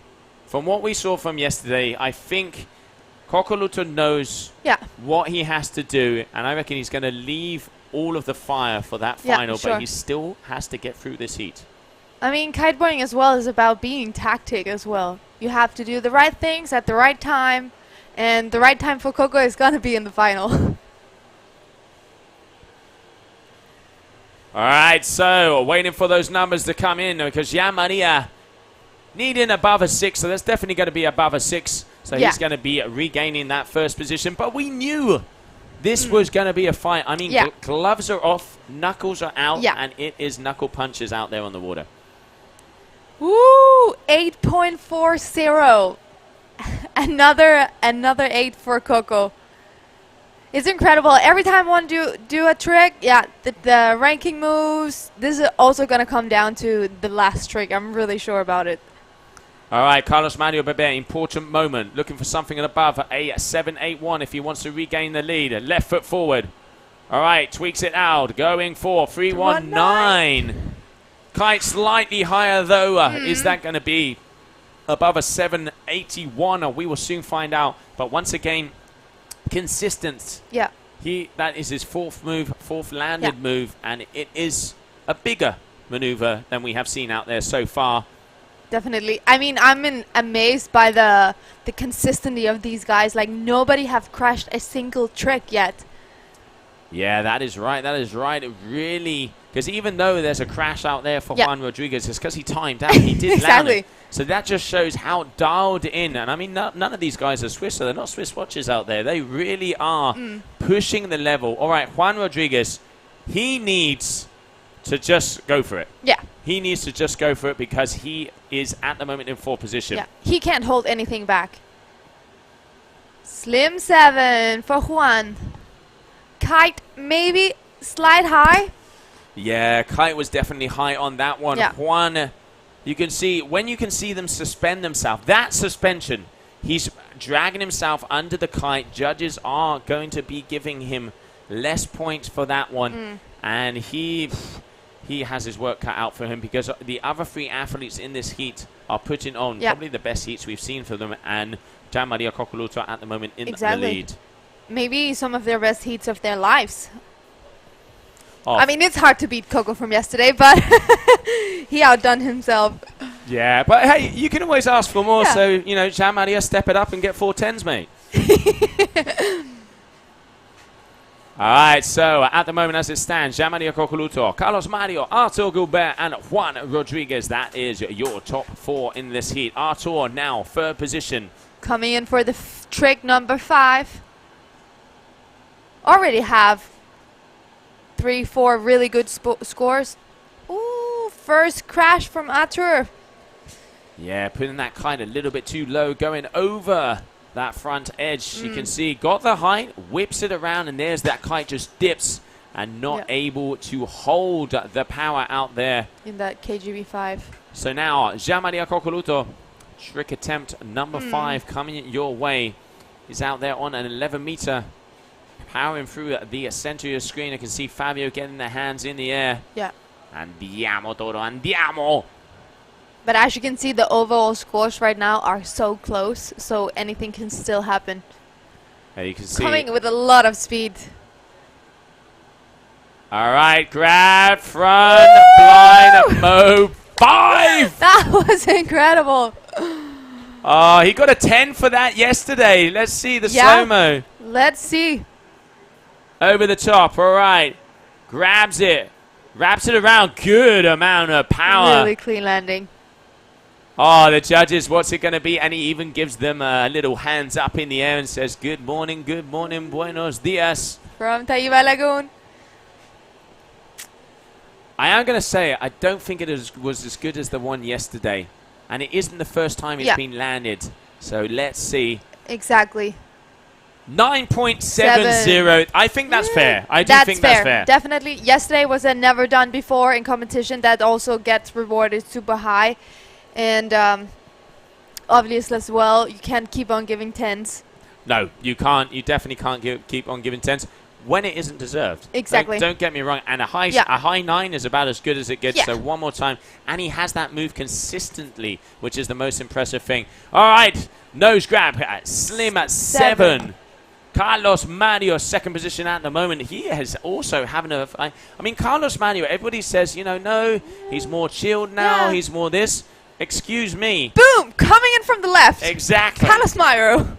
That is what we wanted to see. I mean, last year, he ended up 3rd on the overall ranking. And he is currently 4th in this event. He had a 2nd in Colombia, 7th in Neo. Did drop the ball a bit in Neo, but it looks like he is back. Yeah. And that man there knows he is in a very sticky position. Pretty much, he has to have 2 huge moves to be able to go through into the final. Yeah. There is a little fist pump there with John and the other Colombian athletes. 7.67 for Carlos for that Slim 7. Yeah. Let's see Juan Rodriguez. Vamos, papito, dale fuerte, dale duro. Vamos ahí. Hinterberger 7, calm, cool and collected, was getting pretty much what he needs. I have a sensation Juan's going a little slow though. Yeah. I have that sensation. He doesn't have the speed of the other athletes in this heat. Very nice move, wraps it around twice. 720, so a back roll with a 720 handles past front side. Yeah. But you can see judges. It's noticeably. Exactly. Keeping it cool, but maybe feeling the pressure of being a 4th a little bit, especially when everybody else is performing 8 and 9s. It's a tricky situation to be in, that's for sure. You really have to keep calm. And is it going to be enough for him to get out of that combo? Yeah. We're just waiting for confirmation on that, but I think, unfortunately, Juan Rodriguez is going to be comboed out, so no matter what he does on this final move, he cannot make it. He cannot make it.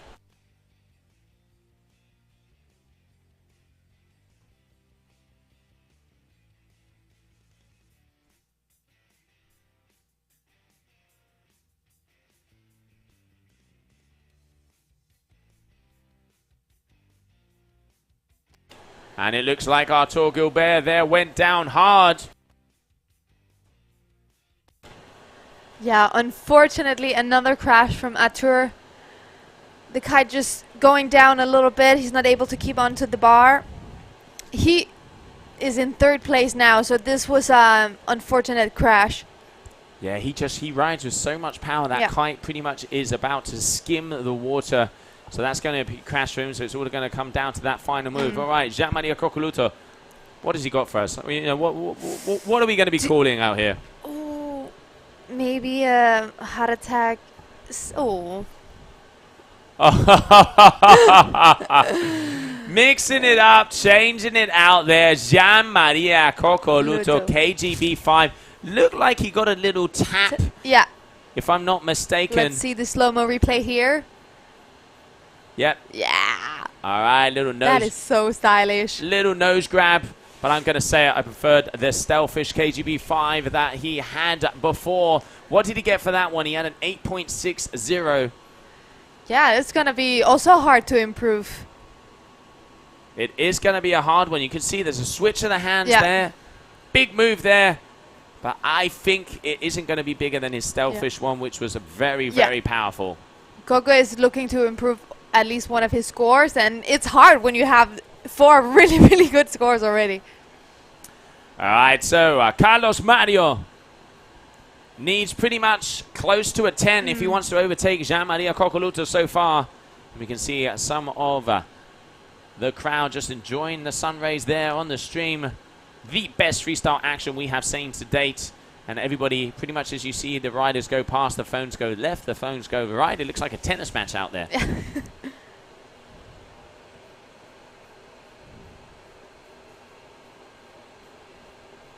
Just waiting for that scream to appear.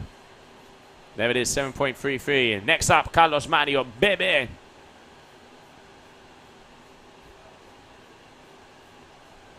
Bebe coming in for his trick number 6. Currently sits in 2nd place. Can improve on that 6.90, I reckon. 319, I reckon we might be seeing that. That is left foot forward for him. Yeah. Okay. Hinterberger 9! Woo! Kite coming down super low as well. Another clean trick from Carlos. Yeah, very clean trick there from Carlos Mario. Hinterberger 9. That is 2.5 rotations front side. I'm dizzy already. It's just so cool to watch Carlos. Like, he just keeps his calm so much, and he's just this really humble rider on and off the water. And then, I don't know, he just have this mental mindset when he goes. He just goes, and it looks easy, and he just does it, you know?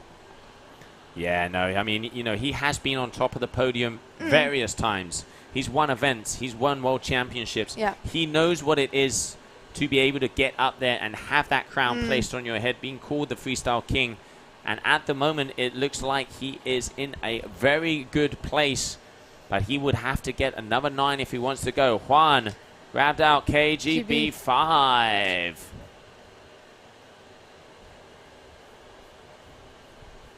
Let's see. The replay seems like the kite was coming down quite nicely. Still Juan keeping his cool, even though unfortunately he's comboed out, which means he cannot move into the final. So at the moment, what that means, he is in 4th position. So that means that is going to be the end of the run for Juan Rodriguez. So now only 2 people can be world champ, Coccoluto or Manuel Suarez. So it pretty much comes down to how Coco is going to be performing in the final. This is going to be the most exciting final ever. It is, because now Artur Gilbert needs above a 9.7. So he needs a huge move. He's coming right foot forward. Come on, Artur. Oh, he's going for the front move. Oh, the leash! Woo! That was crazy! He gets it. He gets it. Oh, that is what we're talking about, Artur. Allez, allez, allez. Yes, sir. Front blind mode 5. Poor talk about bringing it down to the very end. Right. Oh, this is going to be close. The right time at the right moment. Really good strategy from Artur. What does he have to get? What he has to get? I don't trust any of the things out there at the moment. He needs, it says a 9.70. This is a totally different category. Yeah. Oh, I don't know. I don't know. He did not pass the bar on the way down. Exactly. Didn't have the control. And as you can see there, his leash is like wrapped around one side of the bar, so... I don't think he's going to have it. No, I don't think so either. I don't think it is going to be possible with that move, but what a way to end it. Exactly. What a good strategy. He knew he needed a 9-point-something to advance, so he went for the only trick he knew he could get a 9 for. Yeah, no, fair play. Still waiting for that score to come in, but we have information a little bit earlier, but I ain't going to say it until I can see that one confirmed.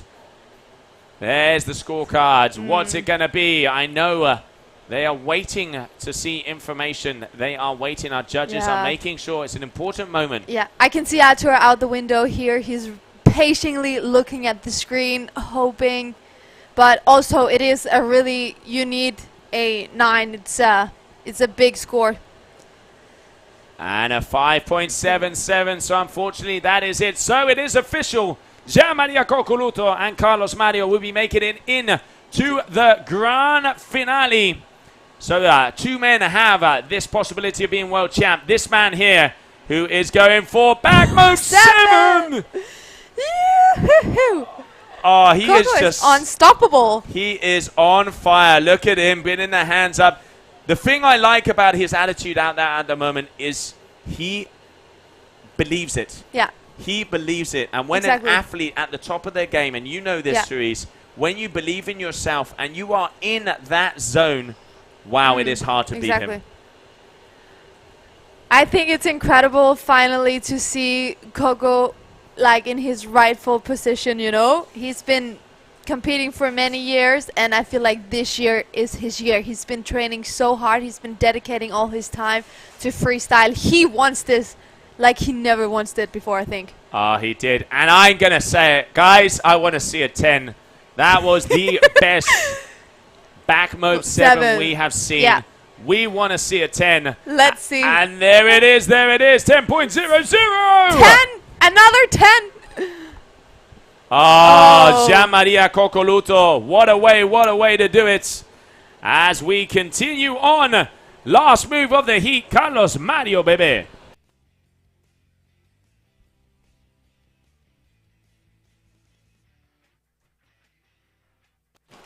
All right, Carlos Mario. He is through. He is in second position. He's in the grand final. Also here, it's about tactics. He knows he's already in the finals, so how hard are you going to push the last trick?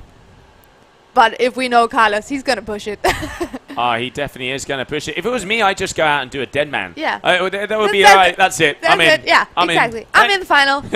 All good.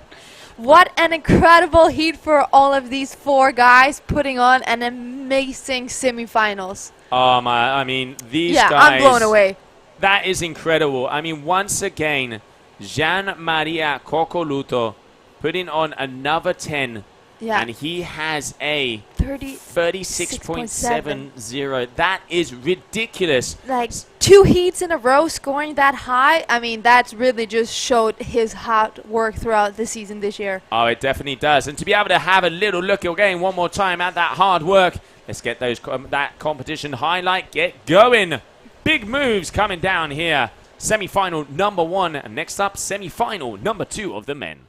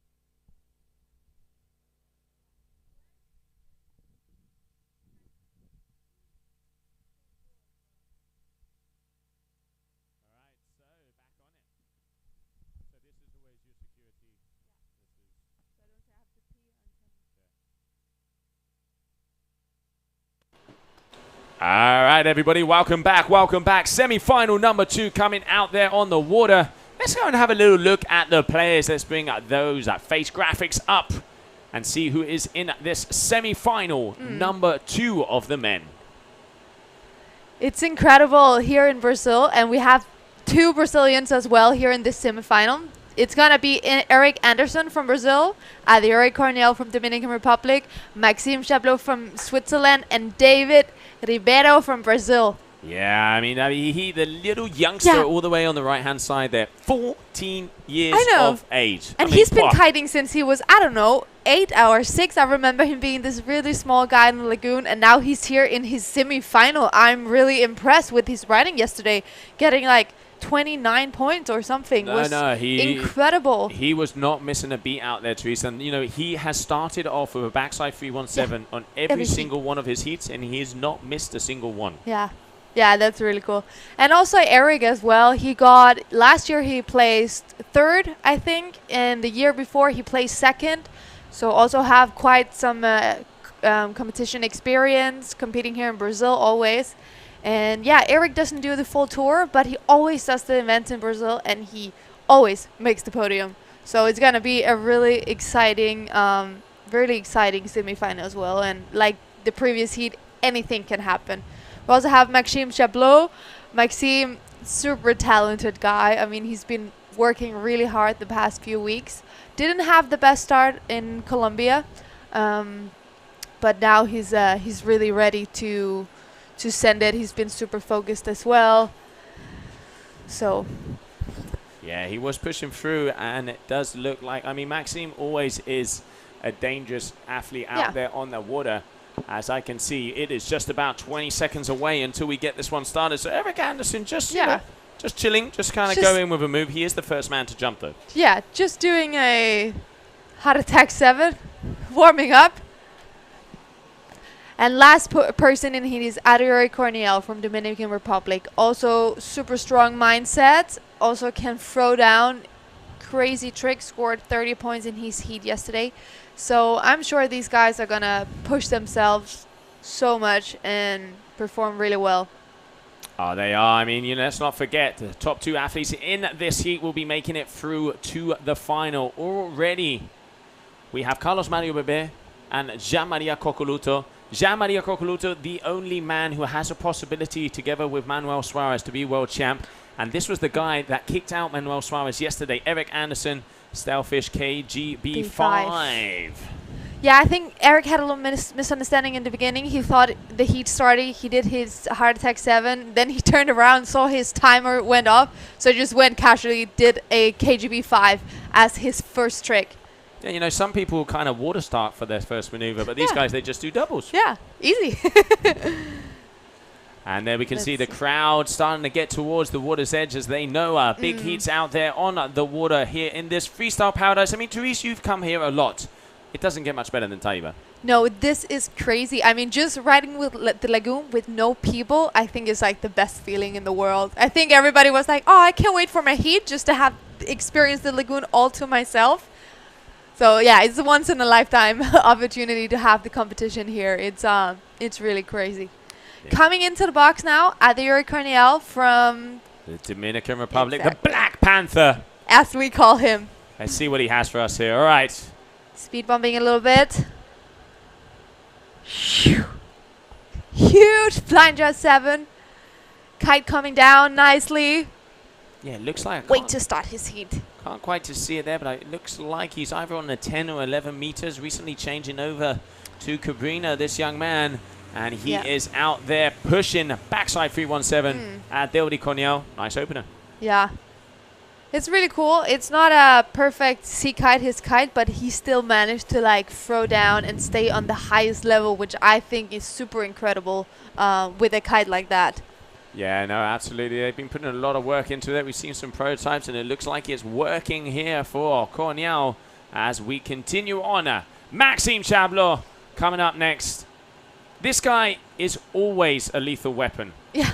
He always, it doesn't matter what competition, pretty much doesn't matter what format, what Yeah, discipline. literally the most talented athlete that I have ever met. Max can do any sport. The crazy thing is, last year he got world champion in free skiing as a rookie.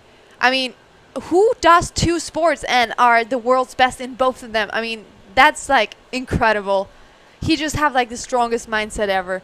Absolutely. And put him on a wing. He competes in winging as well. He's like out of this world. Oh, definitely. I mean, you would know this one. You know, Red Bull does give his wings, and that's why he has that sponsor out there flying through the competition area.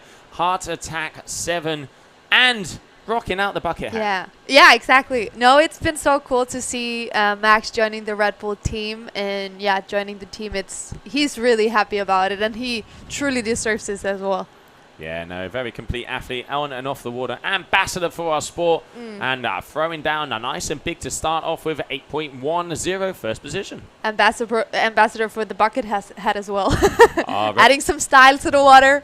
It's his signature now. He told me he can't ride without it. Yeah, well, you know, everybody has their ticks. You know, Nadal touches his nose, bounces the ball a few times. Maxime has his bucket hat. Exactly. Let's have a look at David Ribeiro. Opener. It's going to be a backside 317. He's done that every single heat. Let's see if he's going to be landing it here in the semi-final. 14 years old. Phew! Super sick extended rally. So much power. That was incredible. Starting off big. I mean, could you imagine 14 years old and landing that as your first maneuver? True. Exactly. I mean, I'm going to say it. I got a favorite out on the water. I want this guy to be in the final. Yeah, me too. Me too. But you see the technique, like his bar is so close to the hip. It's incredible. But I think it's nice to see the previous year, like Bebe, for example, have really been paving the way for the younger Brazilians as well to show them that it can be done, you know. You can actually make a name for yourself in the kiteboarding world. And I think the Brazilians are just supporting each other so much here at the beach as well. They really have a strong community. Oh, they certainly do. All right, move number 2, Eric Anderson, right foot forward. Going for that Heart Attack 7. He didn't get it first, but just makes it look so easy. Easy, clean. Very good second trick for him as well. Certainly it is. Doesn't extend, I will say that. Pulls the bar, does get that kite nice and low. You can see the angle there on the lines. Passes it around. Little bit of a forced landing, but still making the move. And now let's have a look. As a big number, 8.00. Definitely, you know, that power, the travel is what has given him those extra points. And the kite position as well was really, really good. Judges also love to see how you travel, so you really land downwind. Yeah, it's all about taking off in Taiba and landing in Jericoacoara over here. We're in the second lagoon. Adhieri coming in. Also another Red Bull rider. One of the things I always say about Adhieri, he has so much power in his legs. Sometimes he comes down like a ton of bricks and somehow keeps it together. That was a prime example. Getting caught up a little bit there. Let's have a look at the replay. Heart Attack gets the first rotation in. Bar is already really close to him, and there catches that edge and even still manages to hold it together. Adhieri also sustained a little injury last year before the season started, so I know he's been working on his lower body strength a lot just to secure that left knee as well. And he's a beast. I mean, he is full muscle. He really pulls the bar. Yeah, he doesn't pull the kite doesn't pull him. He pulls the kite. Exactly. 5.83 for that last one. So Maxime Chablot deciding to go left foot forward. Let's see what the Swiss athlete has for us. See something with the slim, possibly. Yeah, I do love his double grab mode. All right, so wow, cool there. Nose grab, slim 7. Ew. Nice one for Max. He's been training this a lot the last few weeks, I know. Yeah, he has. He's literally doing his textbook moves. Yeah. Also has a very nice back mober, nose grab nuclear. Where he does get those 2 grabs in, add in additions of style. But I mean, hey, You know, this guy is used to jumping off skyscraper mountains and going upside down. So, yeah, very, very impressive. Maxime Chablot already on full steam. Yeah, I know Max now is finishing the kiting season here, taking another 3 weeks of kiting, and then he goes straight to skiing season that starts in March. So that's some kind of a program. 14-year-old local hero. Hinterberger 9! Wow, that's incredible. David, I had a bet with this young man in Kumbuka. Yeah. I said if you got 9th or better, I would be taking him out to dinner. And this is going to cost me a few dinners because I reckon he's going to make the final. It is so cool to see the youngsters. We've missed it. There has been kind of a generation skip in the freestyle, and it is great to see the young kids coming out and pushing. Watch out, veterans. They are hungry and they are here to kill. And already at 14 years old, being able to perform these tricks, I mean, yeah, that's really incredible. I think for them as well, it's really important that they get the support with the gear, and then they will take it, you know, and yeah, it's incredible what they can do. Yeah, and sometimes you find with the local Brazilians that they only know how to ride in their spots. Yeah. But David, I've seen him on the ocean. I've seen him in other lagoons. Coming from Kumbuko, he is a very complete freestyler. Looks like he's got a bright future ahead of him. Stalefish, Slim 7, Eric Anderson. Very nice maneuver there from the Brazilian. And let's not forget, this man kicked out current world #1 in the last heat. Yeah. That's harsh. Yeah. That's a Brazilian battle. As we say, he ain't here for a haircut. All right, Eric Anderson waiting for the numbers to come out for that Stalefish Slim 7. But I have a feeling he didn't pass the bar from what I can see. Yeah. That's why there was a little wiggle. So there it is, crashed out because he didn't grab the bar. Yeah, there was something with the bar, but his body was covering a little bit from the video. Well seen there from the judges. Yeah. So that is a crash because you can grab the chicken loop and you get deducted points. But if you grab the leash or anywhere else, you're done. It is a crash. All right. Heart Attack 7. Kite, very nicely powered.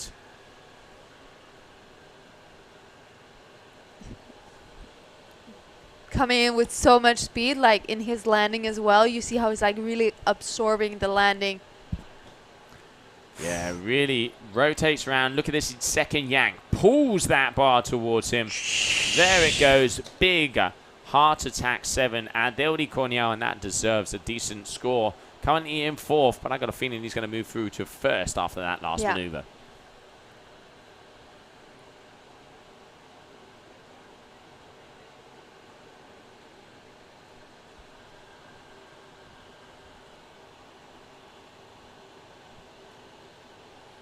All right, next up, Maxime Chablot. Let's see what he has for us here.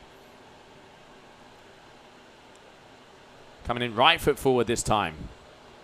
Let's see what it's going to be. Is he going to do what Yuri just did? I have a feeling. All right. Nice front blind move with the grab. Super stylish. Max keeping it cool, getting his scores down. Good strategy. Good and safe. Yeah, you can see.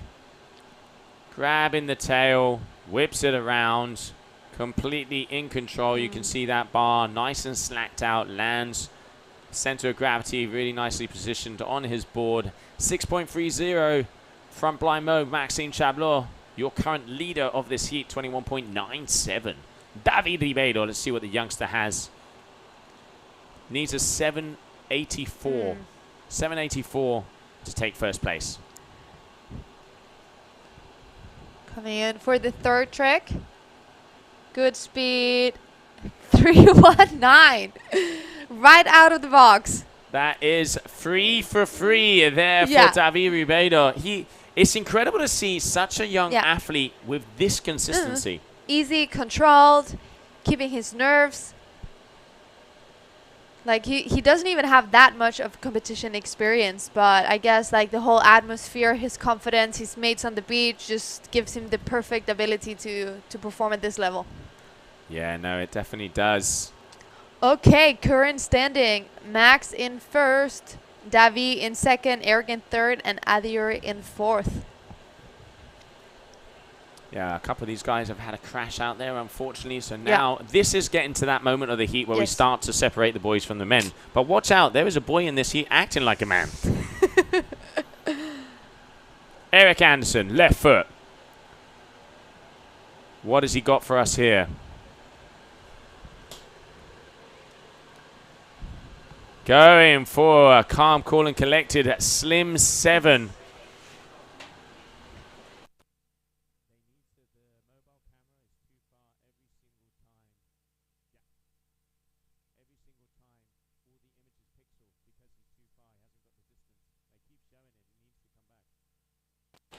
All right, Slim 7, Slim 7. I think Eric actually he has his 15-meter kite on. Conditions are looking pretty good. That is really sick also to be performing those tricks with a 15-meter.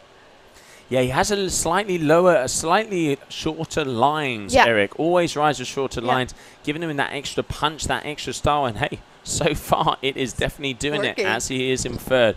Adel Di Corniel. Left foot forward.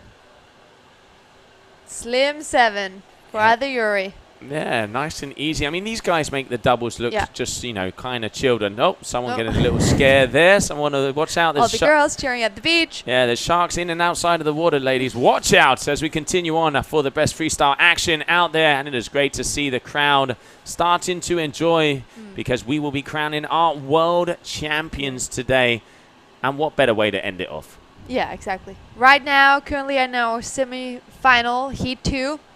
Top 2 is going to move into the grand finale of this year where we're going to determine who is going to be the world champion. I mean, that's incredible. One heat that determines everything.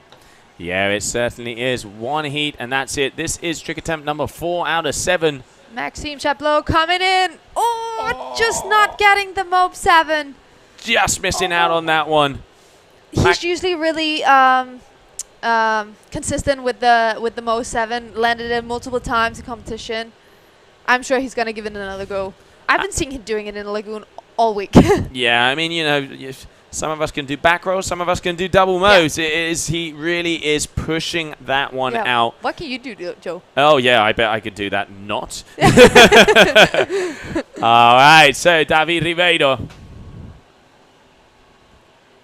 Here he comes. He's going to be the first one to get a force trick on the board. Ooh, another crash as well.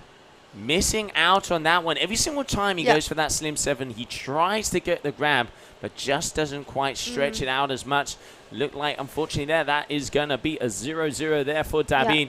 That is the first time we've seen him crash, so obviously still starting to feel the pressure. And now Eric Anderson coming in, so 4th trick attempt for each of these athletes. This is when it starts to get interesting. Top 2 make it through to the final. Yeah. I actually talked to Eric yesterday, and he had his fingers taped up because I don't know if he stretched it. It's not broken, but it was definitely hurting him. So I was really surprised to see him performing this well today as well. Oh, big tail grab, a front blind mob. Yeah, I chatted to Eric, and he dislocated his finger. It came out. And then when he was flapping it down, it kind of went back and popped back in, and that's why it's taped up. And hey, you know, doesn't look like he's affecting him much there. Doesn't seem like it's holding him back. Not at all. Let's have a wait and see how that move is going to be scored, because I'm going to say it, that is one of the nicest front blind moves. Yeah, definitely. Nice grab. Let's see. Maybe it's going to be in the 7th. Yeah, 7.00. I know you definitely got to be stoked. Getting a 7.00 on a single pass maneuver doesn't get much better. Really good. Adiyuri, KGB 7. Kite, a little bit at 12, unfortunately. So judge is probably going to deduct a couple of points for that. But it's going to be nice for him to also have a 4th trick on the scoreboard. Yeah, absolutely. You can see there, as that kite was a little high, he kind of dangled underneath that. So that is definitely going to come into account. And this is a perfect example with some of the numbers that are going to come out. That last maneuver before from Eric was a single handle pass, and it was scored higher than the double handle pass KGB7 there. So what it is they are looking for the execution. Judges really dotting the I's and crossing the T's. Good to see.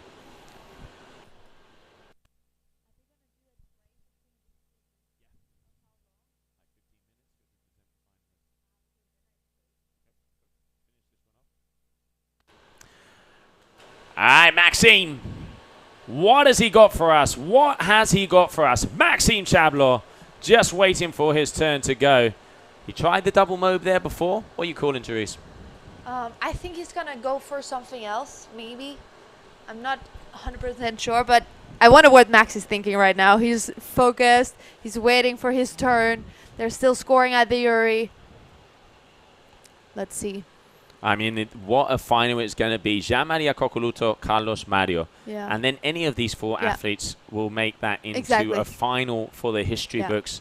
And all of them want to be in it. Yeah, definitely. But again, if Max knows he's in third right now, he needs a 4 score. It has to be a high one. Maybe he's going to go for it again. I mean, if he does, definitely it's going to put him in first position. So he's thinking strategy in his head right now, that's for sure. Yeah, he definitely is. And for some reason, I think they're just waiting something, trying to get some information in. What will happen is when that score, all right, so it looks, so that looks like a window screen. So it looks like there's a little technical issue with the screen out there at the moment. We will soon find out. I mean, we are in the middle of the beach. I think it's incredible how the organizers managed to set up this setup here at the lagoon. I mean, there is nothing here. So this is amazing. Yeah, I can tell you, it was a lot of work and to make this Copa Kitley, the Worlds happen. Final freestyle event of the Qatar Airways GKA Kite World Tour. Here we go. But Max's countdown on the screen. Coming left foot forward. Is he going to go for the move 7 again? Let's see what he got for us. Yeah. Oh, double grab. I was talking to him the other day about this one. And so a nose grab nuclear. Super stylish. The 2 ones that he does. So nose grab nuclear. There you can see the nose grab. And now when he whips it around, nuclears it out there in the center of the board. I did say Crow yesterday because I thought he grabbed it on the front side. But no, nose grab nuclear, 2 grabs out there. Good to see the guys mixing it up and the girls because it does make a difference depending on where you grab your board. Yeah, definitely, definitely. It's nice to see the replay as well. You can really see Max getting the grab. Kind of his signature now when I see it. It's like, it looks so easy and stylish. Yeah, I mean, this guy, like we said, he's used to grabbing off some skis upside down about 20 meters in the air. So Brazil Lagoon should be easy peasy. Yeah, easy. So let's see the score from Max. We're waiting. Just waiting for a number to I'm sure it's going to be a pretty high score. 6.97 for that last move there from Maxime Chablot. All right, David Ribeiro. This is where he has to start to get it up if he wants to have a chance of going into the final. He needs that 4th trick. God, the slim 7 were once again coming down too hard. That is not the one he's going to look for. So he now needs to land the next 2 moves very well. Yeah. But pretty much for everybody, it's the same. Yeah, definitely. Looked like his kite was a tiny bit too high, so it was hard to get that second pass.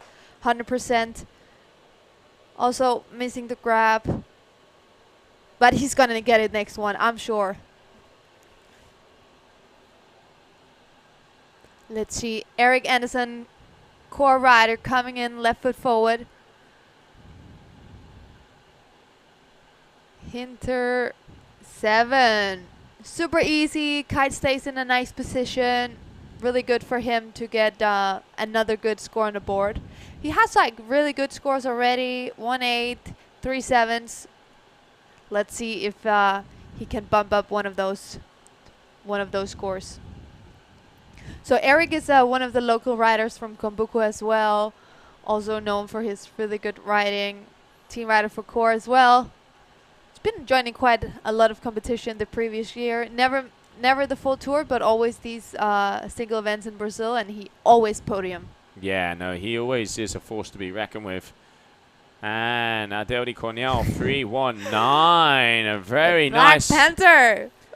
Adeldi is So he needs plus, you know, 7-ish to get into second.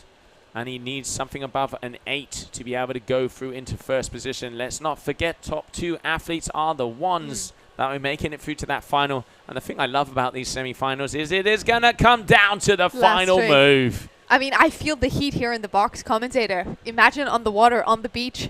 You can feel the atmosphere, and everybody down there. We had to move the judge tower probably about 100 meters from where everybody is so we could make sure that the wind was nice and clean on the top side. And you can see everything's fenced off, and they're surrounding, circling like sharks. Maxime Chablot, second position at the moment. Looking for something above a 782 to be able to go through at the moment in first position. What's his lowest score? His lowest score... A 6.30 for a front mo. Will we be seeing a front mo 5? Oh, could be. Coming in with quite good speed. Yeah. Ooh. Very nice. Seatbelt grab KGB 5. Looked really... Not messing around at all. Beauty. Yeah.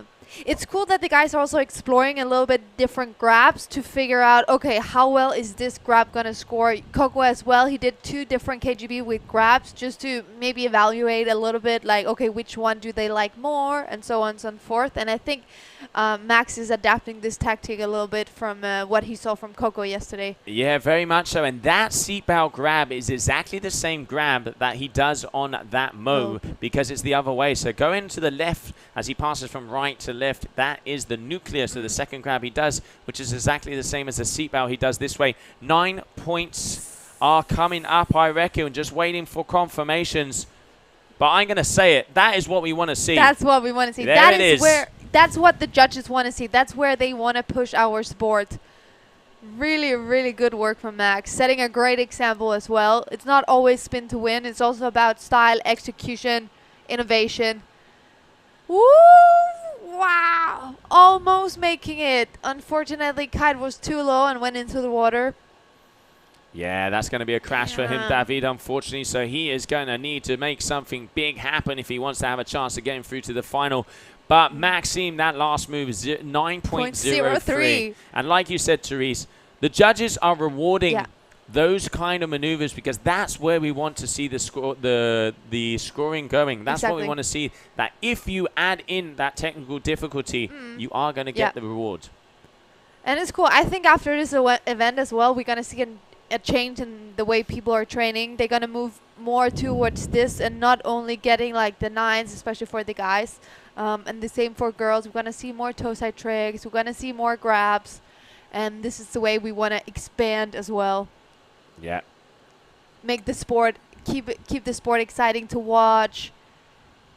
No, and I mean, you know, this event has done so much good for freestyle because we have seen the incredible maneuvers they can do. Eric Anderson currently in second. KGB 7. But landed with so much speed, he just saved it. Yes. Does he seem too happy? He had a little nod on his head at the end. Yeah, he probably wanted a clean one. He did not quite get the cleanest land. You can see slapping the water with his hand to be able to keep it together. So that is going to deduct him some points. But he just wants to get as far away from Adeldi Cornell at the moment. I mean, I think he's still going to score pretty good. He travels a lot. Like, he went in with a lot of speed. He comes out with the trick with a lot of speed. His kite, Eric always keeps his kite in, like, a really, really nice position. Yeah, there it is, 8-13. So it definitely is a big score. That's really good. And Adeldi will be having to get something above an 8.5. Black Panther coming in, and I tell you what, the claws are out. Trick number 7. This is the final trick. This is going to come down. Okay, it was clean. Kite was low, but is it going to be enough to put Aduri into second position? I'm not sure. What do you think, Joe? I don't think so, because he already has a KGB 7 on the scorecards with a 6.80. That's a KGB 5. Did look like it had a little bit more style, but it ain't going to be above an 8. I So think that so. is not going to be enough. I honestly think Yeah. that is not going to be enough. So now, at the moment, Maxime Chablot is in first. We're just waiting for the confirmation of that score from Adeldi. But I'd put my, my 5 cents worth that is not going to be enough for him to be able to make it through to the final. Yeah, I agree. Let's see with Max. He's already safe in first place. He's going to play it safe. Maybe he's going for the Mob 7 again. Maybe. I think so. Could be. Yeah. There he goes. Ooh la, ooh la, ooh la la. Yeah. The thing with Max, you can just see the smile on his face. Yeah. Mob 7. And to go into a final Exactly. on that high, Finishing off your heat like that. finalists, watch out. Chablov is on a roll. Definitely. Really nice. Passes it around, gets it. We saw a 10.0 there from Jean-Marie Coccoluto. What is this one going to be from Max? Different style ways of doing it. He really does throw that hip around, looking like big scores coming our way. Yeah. We see a little sneak peek here. Not going to say too much. Waiting for confirmation, but let's see. Coco just got a 10 in the other heat. Max is here. The Kite maybe was a little bit higher. Let's see. It's a tough one. It is going. Yeah. I mean, they are pretty much so similar. 9. Oof. Waiting for confirmation. This is exciting. This is Max the is kind of stuff stoked. we want to see. Max is on fire. He's happy. He's ready for that final. This is exactly what we want. We want these kind of numbers. And there it is, the 9.97. So just marking the difference there. So going through it in first position is going to be Maxime Chablot. David Ribeiro needs pretty much the biggest move of his career to make it through to the final, but it ain't over until the buzzer. Yeah. Let's see what the youngster has for us. I think for him as well, just being in the semifinals, kicking out some big names yesterday is already like a credible stepping stone for the future for him. Huge! He was looking for the backside 9.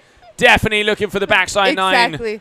Well, a big congratulations to this young man out there, David Ribeiro, 14 years of age, making it through all the way to the semifinals of this World Championship. What a heat. But making it through to the grand finale, Yee. Maxime Chablot, Eric Anderson, and we are going to have them going up against none less and none least than Jean-Marie Coccoluto and Carlos Mario. What a final we have coming your way. But let's check out the highlights of that last heat.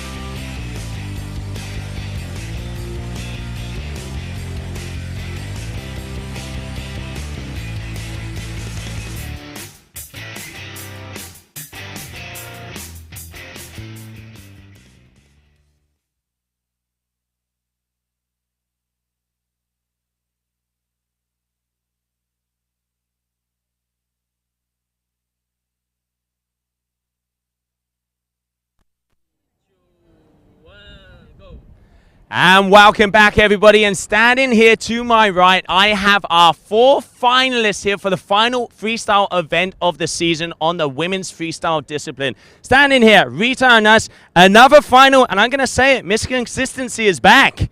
Yeah, I'm working my way up again. Yeah. So how does it feel to be in another final? Because it looks like you definitely have your moves down, but you are up against another 3 very strong athletes in the perfect lagoon of Taiba. Yeah, I'm really excited to be in the final again. I mean, the level of the girls is insane. Anything can happen at this point. I mean, and with these conditions, we're going to perform our best, I guess, and may the best win. That is it. Well, I'm going to let you go. Get ready for that grand final. Congratulations, Rita. We will see you very soon. Natalie, we had a talk yesterday. Game face is on point. You were throwing down in that semis. Now it is go big or go home. Exactly. I mean, it was my goal to make it here, and it's my 2nd ever final. So I'm so grateful to be next to these legends. Like, they are my biggest inspiration, and I can't wait to show what I got.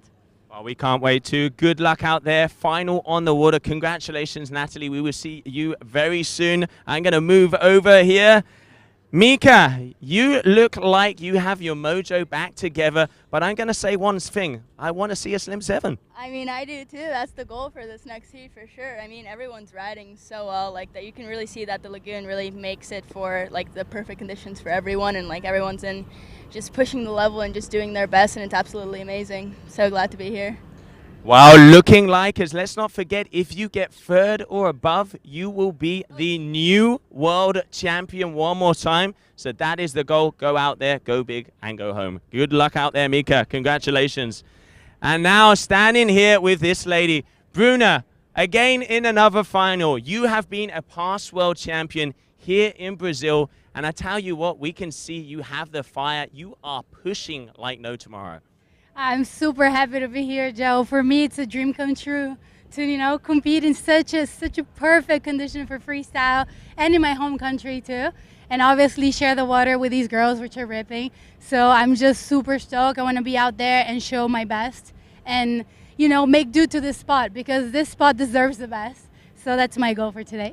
Well, we definitely have the best 4 ladies out there on the water. Good luck in this final, Bruna. I wish you the best of luck. It is going to be one for the history books. Just go out there and kill it. Congratulations for your grand final. There it is, Van Brazil, Van Brazil. And I'm now going to ask if the boys can join me in here as we also have the men's final. First, the ladies will be going out, and then it will be these 4 men. So none of these boys need any introduction. This man on my right-hand side is Maxime Chavlot from Switzerland. Maxime, the name has been put out, one of the most talented athletes that we have out there on tour, rocking the bucket hat once again in another final. It looks like you have your flow together. Oh my God, I'm just so stoked right now to make the final. It's been a pretty tough year, tough 2 first events, just missing out on the final at both events.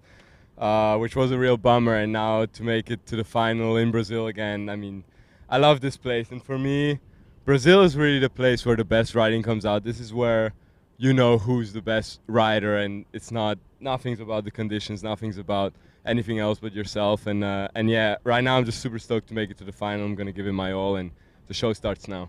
The show starts now, so let the show begin. Congratulations, Maxime. We will see you out there on the water. Now this man, all I'm going to do to you is this. The Italian bull. This guy has been having the best freestyle heats in history. And Jean-Maria, if you win this event, you are world champion. What is the feeling? Well, the feeling is, I don't know, I have no words to explain because it's my dream since 10 years. I'm working hard for this, so I will do my best in this heat. Hope I can perform like all the comp and take the win. Well, that it is. Well, get yourself on the water, get those tunes pumping hard. Andiamo fuerte. See you soon. There you go. Jean-Maria Coccoluto. Wow, Eric Anderson.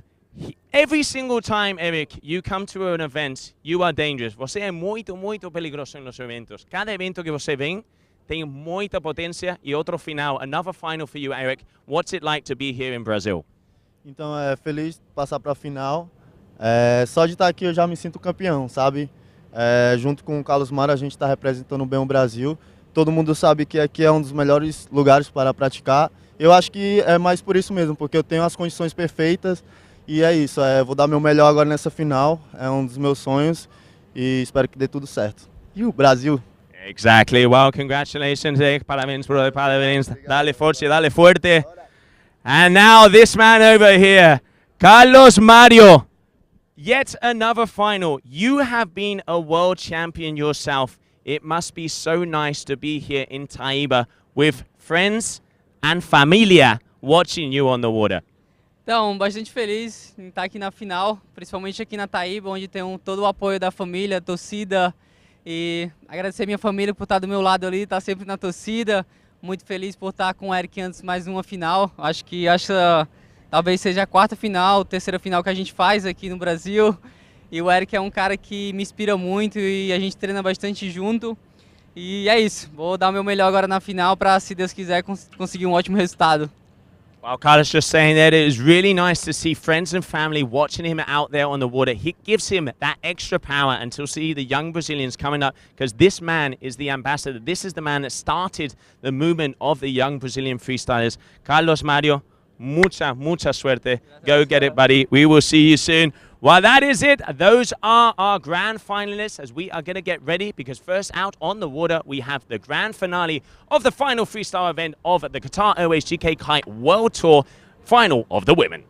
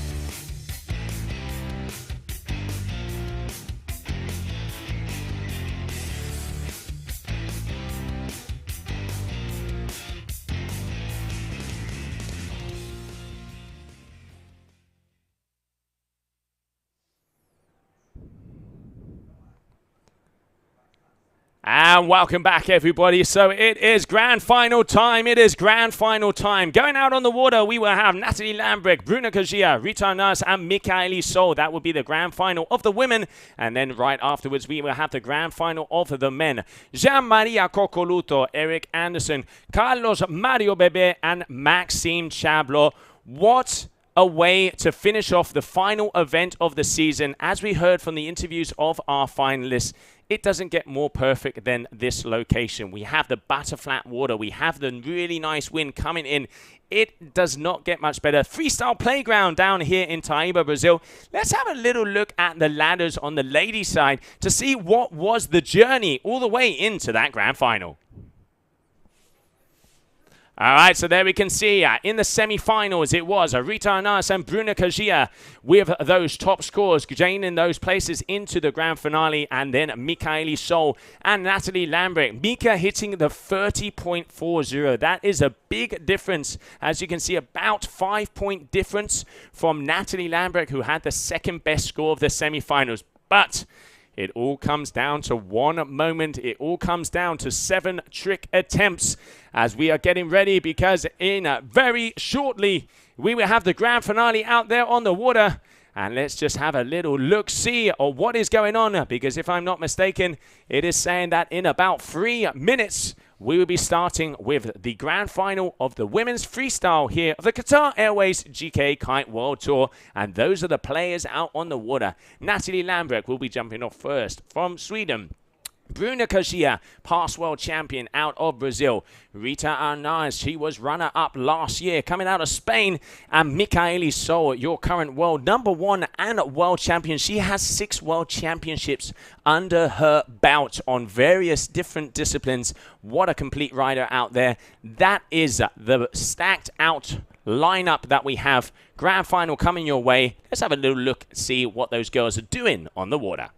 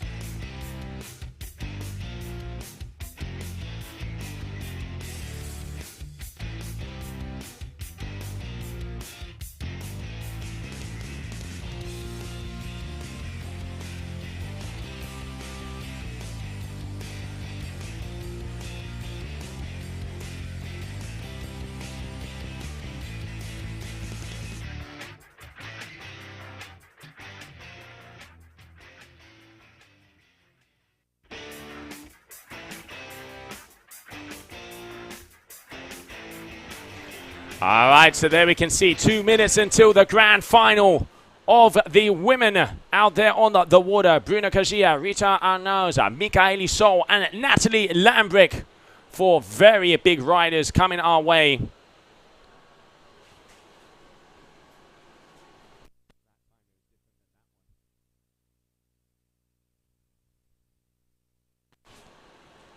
And you can see the crowd getting ready, getting all the way up onto the shore.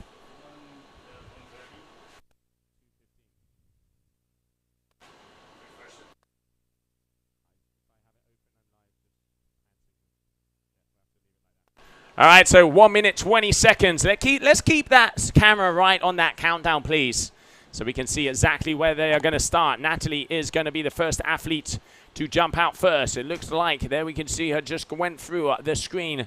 Coming out of Sweden, and as she said, a game face is on.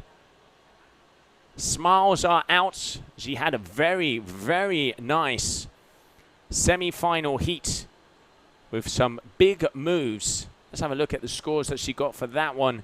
Natalie Lamreck, she got a 25.49, so the second biggest score of all of the semi-finals. So definitely the Swedish athlete is on point. I know that everybody back in Egypt will be watching it out, and we can see there James Carew and Bruna's little sister Luna making sure with that kite in the air, caddying it out. Tense moments out there on the water. Because let's not forget also, Bruna Kajia can still be the world champion. Because if Mika is 4th position, it means Bruna could be that number 1. What is it going to be? What is it going to be? 2 people have the possibility of a world championship out there. It is Bruna Kajia and Mikaeli Sol. And starting off the battle, Natalie Lambrek. Let's see what she has. As here we go, 7 trick attempts each athlete. Let's go, let's go. Starting off with a slim chance. Nicely landed there.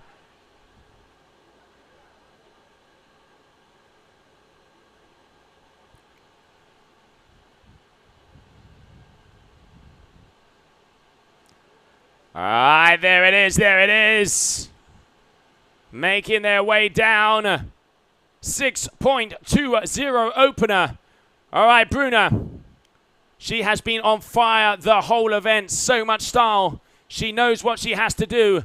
First place is what she is here for. Let's see what her opener is. Starting off, tweaking it out. 3-1-5 from the Brazilian.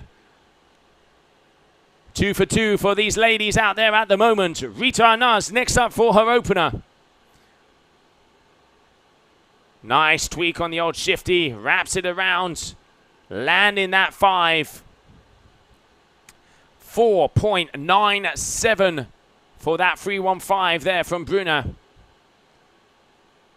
Here we have Rita. She is powered up on her 10 meters, excuse me. The wind has picked up. Probably about 20 knots at the moment, it says. All right, backside 3-1-3 there from Rita. Getting a very nice stretch out on the old Rayleigh. The Scorpion Queen is in the house. Let's have a look at that replay. Does stretch out the Rayleigh, wraps it around. Kite in a decent enough position. And a 5.10 there for Rita, bringing her into second. All right, so now, Mikaeli Sol, your current world champion. 6 world championship titles under her belt in various disciplines. Looking to bring another one because she places top 3. She will get it. Here we can see everybody starting to watch her. Mikaeli Sol powering in. Stale Fish Slim 5. With power, with style, with ease. Very nice, very nice. Up and over, backhand, back edge in between the feet. And wraps it around 540. Mikaeli Sol, Stalefish, Slim Chance 5.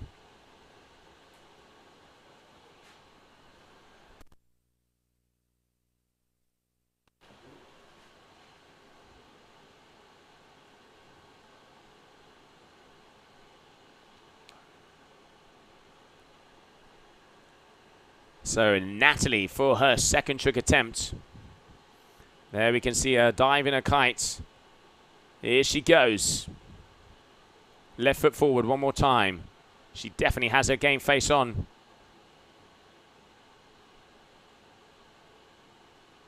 Going for the Hinterberger free. Managing to hold on to that. Kite was a little high. Almost got pulled over her front edge. But playing it cool out there. Miss Lamreck. So that is another landed move for her. We'll be taking her back into first position. Hinterberger free. Just keeping onto the bar. Very consistent so far. Bruna Kajia coming up next.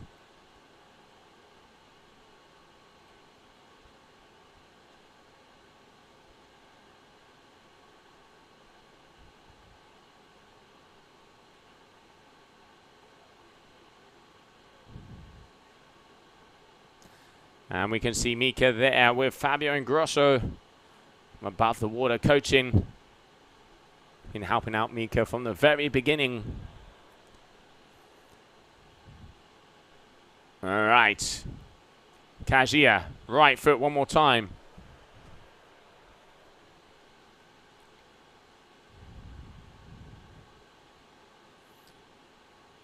Slim 5. Oh, just going down there on that one.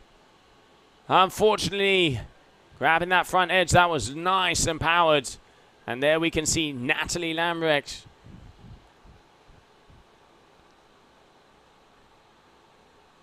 Just losing her edge there. 3.0 for that last move. And here we have Rita.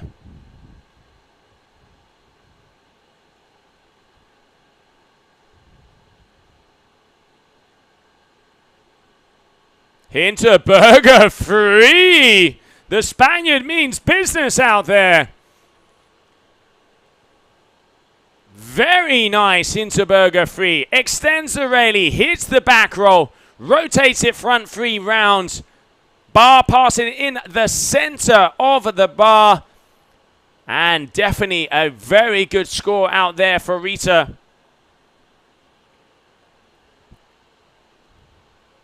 She was one of the title contenders. If Mika had finished 5th and she wins the event, she could have had it. But as it is top 4 now, she does not have that possibility. But throwing down out there, Rita Arnaus with a big score coming our way. 7.30. Extension wrapping around. Nice move. And you can even see Claudia Leon there from Spain. Going, wow. And we can see Mika's family there as well. All right, Mika. Hinterberger 5. Making it look too easy out there. The current world number 1.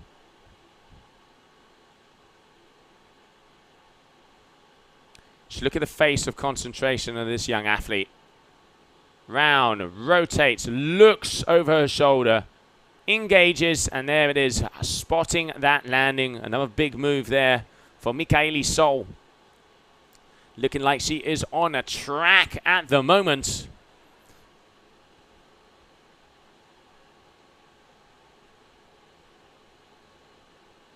And we can hear the vibes. You can see the crowd starting to get together. The crowd starting to jump around. Natalie Lambrecht. I mean, it does not get much better than that. Look at that. These guys and girls are pretty much with their feet in the water watching the final of a world championship event. They can pretty much high-five the athletes as they go by. That is how good this location is. And Natalie Lambrecht. Backside 3-1-3 with power. That is what I'm talking about, Natalie coming in. She is on fire out there at the moment. He's going to be going into first place. Look at the height. Look at the travel, which is really getting her those top maneuvers. And a face of absolute concentration out there on the water.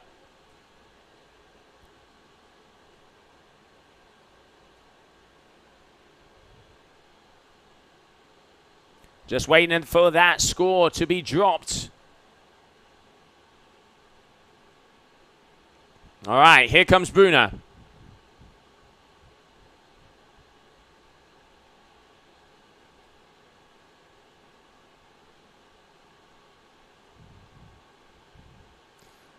Up and over. Slim chance there for Bruna. Just really love how she just wraps that front roll around and then tweaks it back.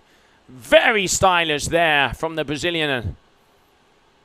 And there it is, the slow-mo. You can see full commitment into the handle pass right in the middle. Lands it, has the speed.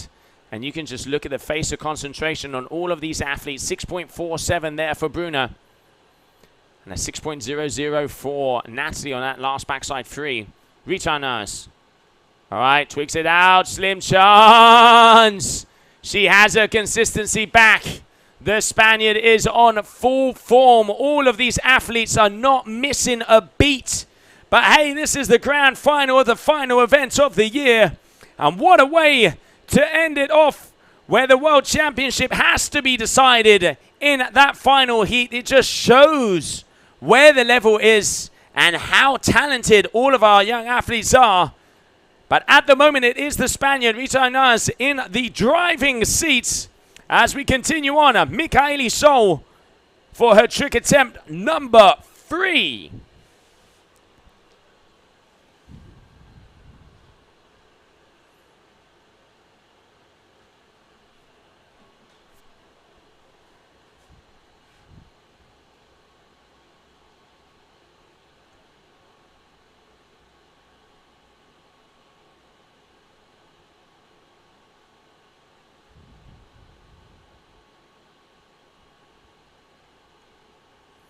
Everybody in the water, swaying side to side, getting up with the music, getting up with the vibes. And there it is. We can see Juan Rodriguez there, also one of the world title contenders, not being able to make it into the final. And now Michaeli Sol just getting ready to come back in for her third trick attempt. All right, going a 3-1-7 with an Olay. Managing to keep that one together. So passing the bar above her head instead of behind her back from one hand to the other. 3-1-7 Olay there, Michaeli Sol.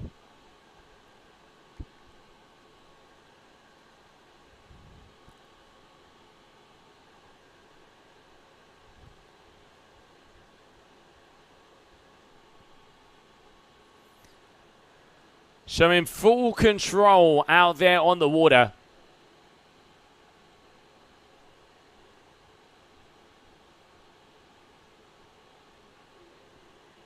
And just waiting for the numbers. There it is, cheering on Mika here, the crowd as she goes past them.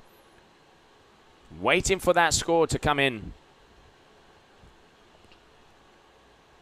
7.47 for that last move there for Michaeli. Meaning she is in first position, winning by 4.30. As we go into fourth trick attempt. Middle point, the Ecuador of this heat. Normally the girls, they want to go for 4 decent tricks and then they have 3 maneuvers to be able to try and improve them. Natalie on top form at the moment. Going for the hard attack, free, but coming down hard, unfortunately, missing out on the bar pass. It was powered. Look at the line angle there. Just missing out on the pass. That was a shame. Would have been a nice move. Hard attack attempt. Next up, Bruna.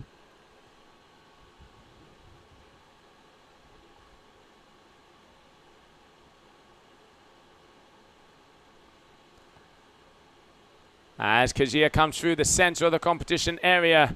Espen free. Little bit of a butt check.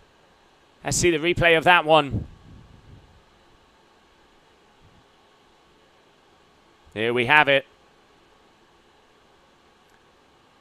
Espen free.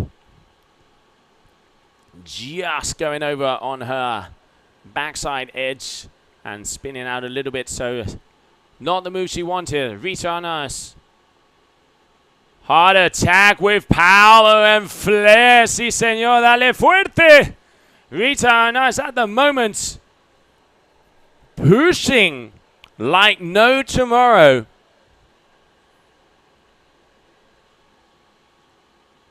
As she is not letting that foot off of the accelerator.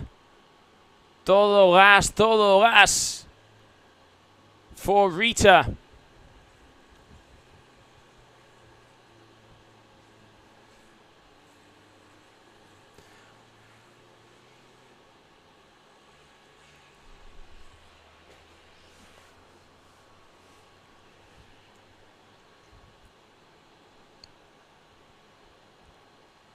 And an 8.0 for that last move from Rita, putting her into first position. And she is giving Mikaeli Shaw a run for her money. All right, here we have Mika going left foot. Deciding against it there. 20 seconds on the ticker. She has enough time.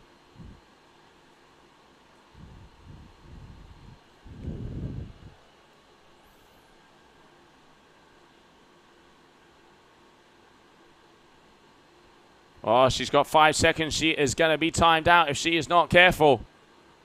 See what the judges are going to say to this.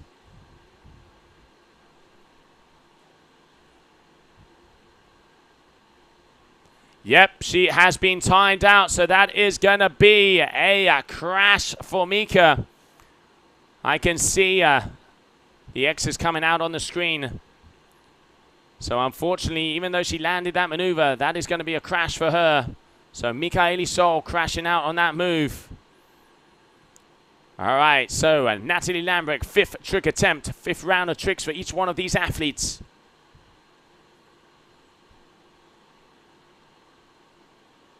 There she comes. You can see she's got the power out there on an 11 meter.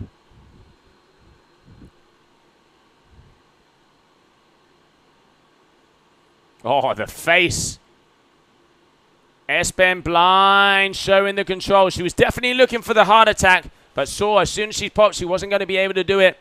So keeping it safe, getting a good move out there. Intelligent riding shows that her competition experience is really paying off. Knew she wouldn't get it, so wrapped it around and just tried to make it as stylish as possible. There we can see Fabio talking to Mika, showing what they have to do. Let's not forget, if Mika gets third or above, she is world champ. If Bruno wins and Mika gets last, Bruno is world champ. Here we have her, left foot in it.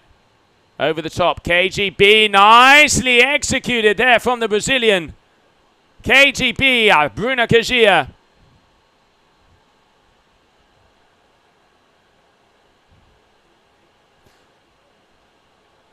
Currently in 4th position. But with this nicely landed move, she is going to be going back up and getting closer to being in the mix of the athletes.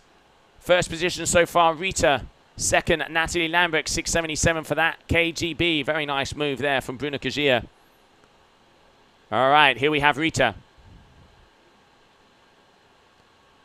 Also going back to blind air pass, keeping it together.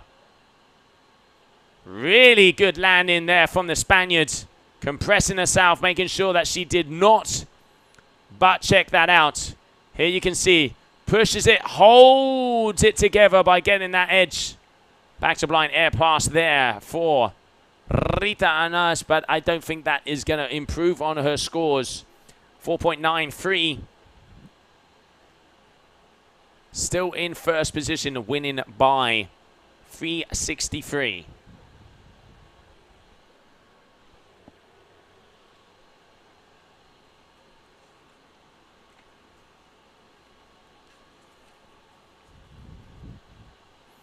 Mikaeli Sol, hard attack. She just makes it look so easy. Calm, cool, and collected, making sure that she gets the landed move. And then I reckon we're going to be seeing those slim 7 attempts. Will this be the day that she gets that maneuver? We will soon find out.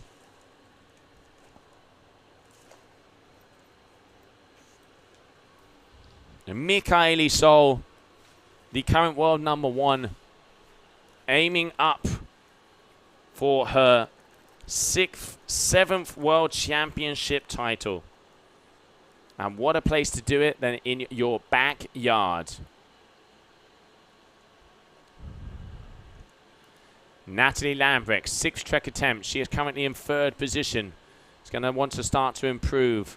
I reckon we're going to be seeing this hard attack attempt. That is a big move that she has. All right, no, going for the KGB, but coming down like a ton of bricks, unfortunately, on that one.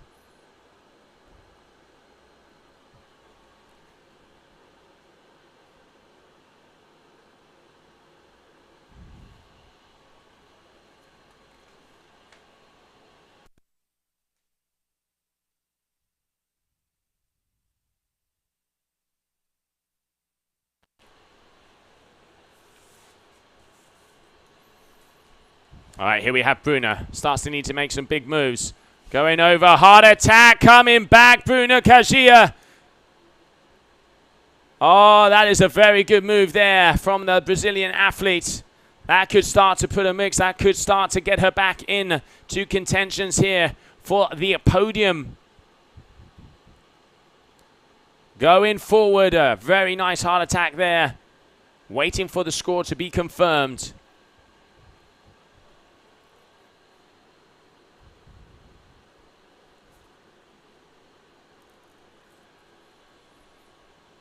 And a 7.47, so moving into 3rd place, Bruna Kajia.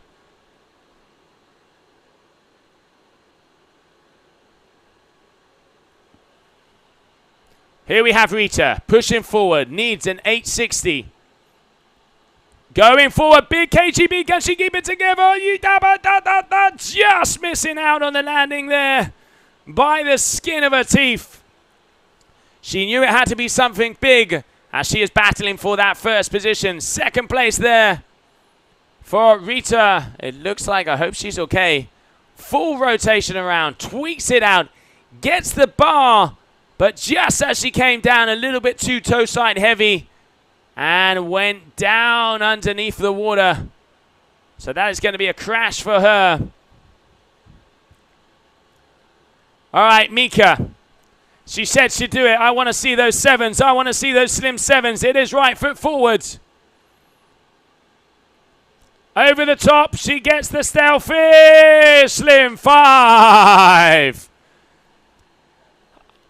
If my memory serves me well, that it was better than the one she had to start off this heat. Getting the grab. Let's have a look. Grabs, holds. Round and equal speed entry exit powered 9.0 Mikaeli Sol. 9.0 there for Mikaeli Sol. What a way to do it. What a way to do it. Final trick moves coming our way. Lambrecht for the final mover. Needs a big move to go into 2nd. All on the line. Toe side. Pete Rose with a grab. Pete Rose with a grab there from Natalie Lambrecht. Mixing it up. Is that going to be enough? I don't think it's going to be above a 9.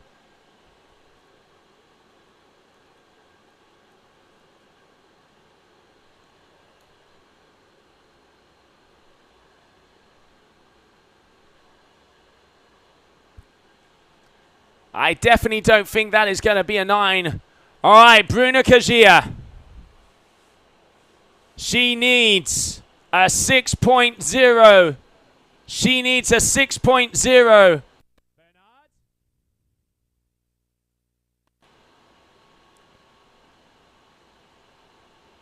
Here she comes, right foot, got the power. What's it going to be? Going for the mobe, landing the mobe, and the face says it all. Yes, Bruna. Big move in the house. A mobe there for Bruna Kajia. And I reckon that is going to be enough to put the pressure on Rita.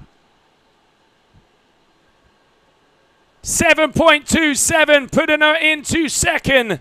And now Rita needs a 6.38. She needs a 6.38 score pressure is on the young Spaniard to go for the second position. What do we got? Over the top, KA back to blind air pass and crashes it out. So that means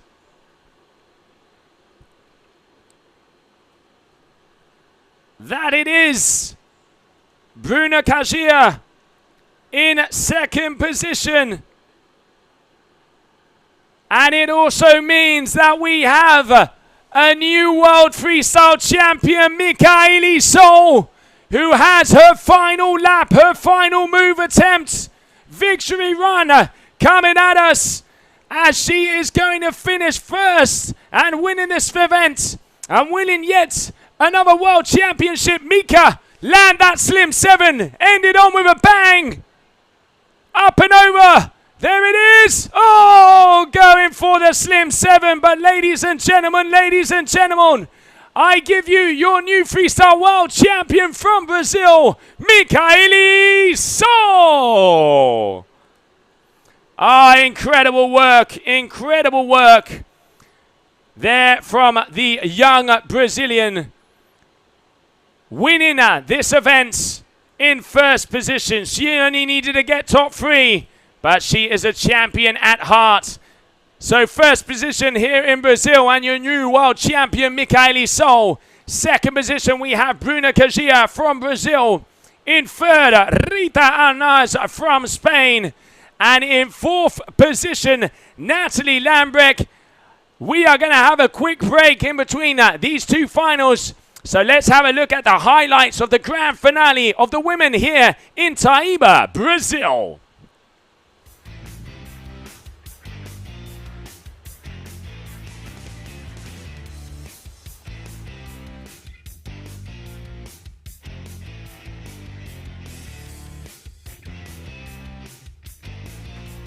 Ah, look at her face, The smile says it all. The fire, she has the fire, she has the fuego, making her way up.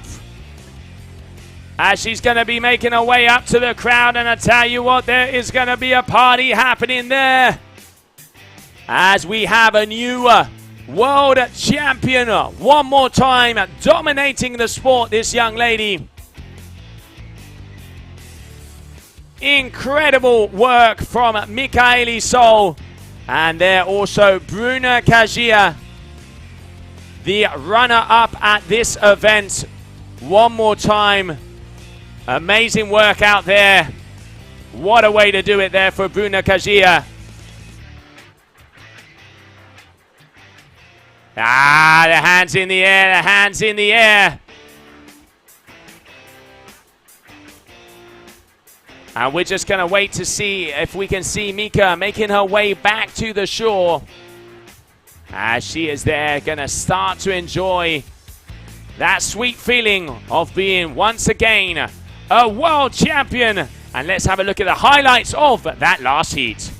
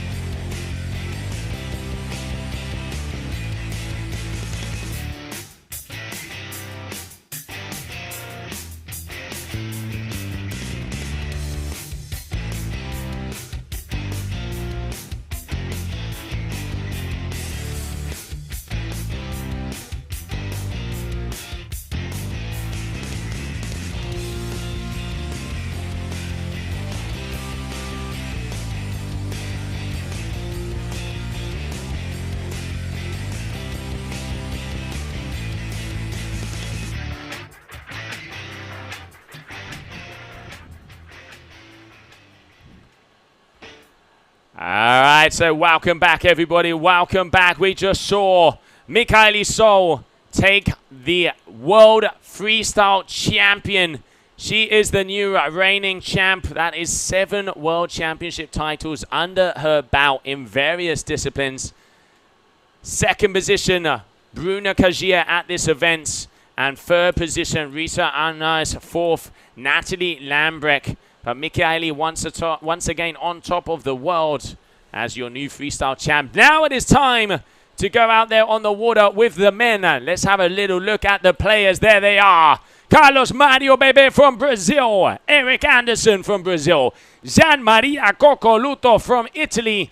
And Maxime Chablot from Switzerland. I tell you what, it does not get any better than this final. This is what we wanted to see. We have the perfect location, the perfect conditions, and the best of the best riders out there on the water. So all I can say is let's go, let's go. First man to jump is going to be Carlos Mario, as we are going to be starting off in less than a minute. There it is, 40 seconds, everybody. If no matter from where you are, if it's early in the morning, grab a coffee. If it's mid-afternoon, grab a cold one. And if it's light at night, grab a couple. Get yourselves on the edge of the sofa. 30 seconds, grand final of the freestyle, ready to go. So the first man to jump, Carlos Mario. Let me explain what can happen here. If Gian Maria Coccoluto wins this heat, he is the world champion. If he does not win this heat, Manuel Suarez is the world champion. What a way to end it. Final heat of the competition, final heat of the year. And we are green flag, go, go, go. There it is. Carlos Mario dropping in.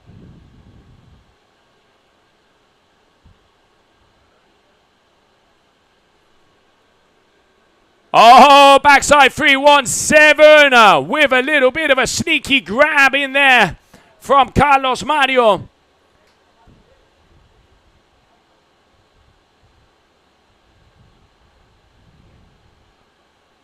Making it easy, and here adding a little bit of nose grab on the ends just as he whaps that foot around. Starting off with power and style there. Carlos Mario Bebe coming from Cumbuco, Brazil. Lives right next to the Kauipi Lagoon. And he is the man that inspires so many of these young Brazilians. 7.33 there for him. Eric Anderson, the man that created the upset, the man that eliminated Manuel Suarez. Manuel is watching on the sidelines. Here we have Eric, always a master of disaster. Going in, what's he got? Going, hard attack, 7. Bit of a butt check there. Unfortunately going over a little bit. Not what he's looking for, because this is a final. Pretty much you either get big moves, or you are not going to be going on the top of that podium. Eric Anderson, hard attack 7, first maneuver.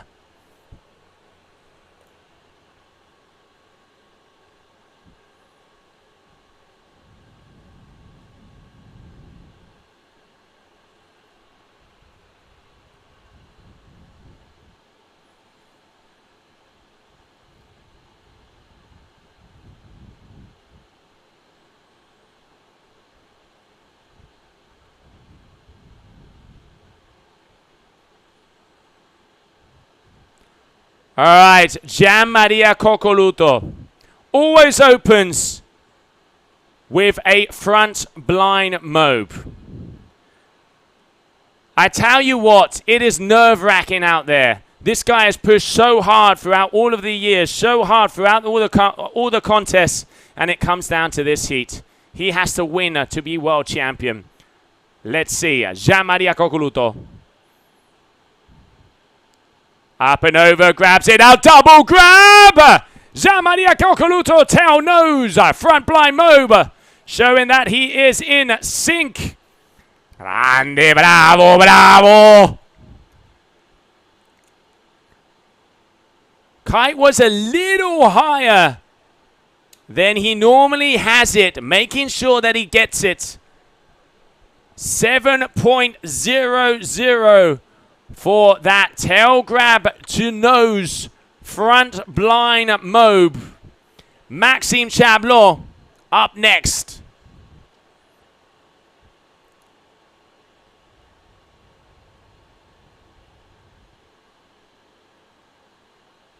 Oh, these boys are powered, very powered out there. The wind is definitely picking up. Maxime, hard attack, 7! Taking a look back, almost looked like he was going to get pulled forward. Keeping it together. And starting off with a very big move there. Maxime Chablot.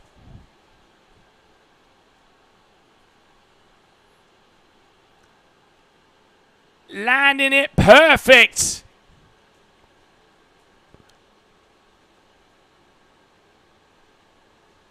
Look at that. Round, pulls it twice. There it goes.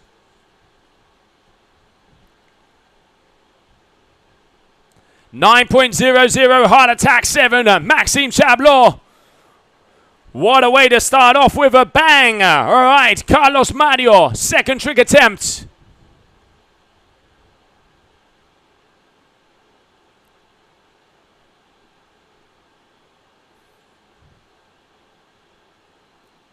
All right, going for a normal heart attack, not getting the pop that he wanted. 7 trick attempts, top 4 count.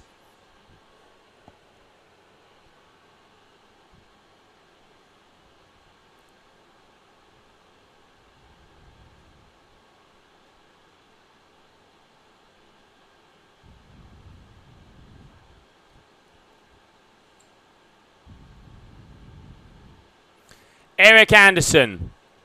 Currently in 4th position, out there on his 13. Has the power, right foot. Up and over. KGB 7, as powered as it can be. Little wiggle on the landing, but liking that because that was full steam ahead. Eric Anderson, we knew this final was going to be like this. We knew it was going to be the one where it throws down. Look at the commitment. Look how he pushes through that maneuver. The Brazilian is ready to fight on his home turf.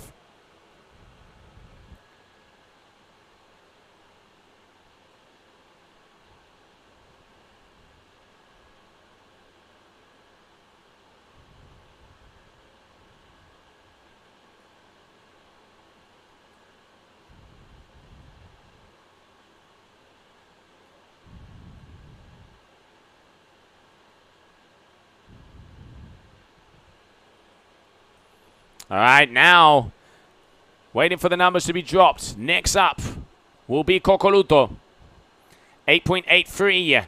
KGB 7, Eric Anderson taking himself into first position. Cocoluto needing an 8.27 if he wants to go fast. If he wants to go first, he's got to go fast. Bring it on. Jean-Maria Cocoluto. Second trick normally is a backside 317. Seems to be doing the same repertoire. What has he got for us? Has the power. Here we go. Gets the pop. 1, 2, 3, 1, 7. 2 hands on the bar. Kite nicely powered. Showing the judges, keeping his cool. He is doing what he knows best. Move for move. And at the moment, that is exactly what he is doing.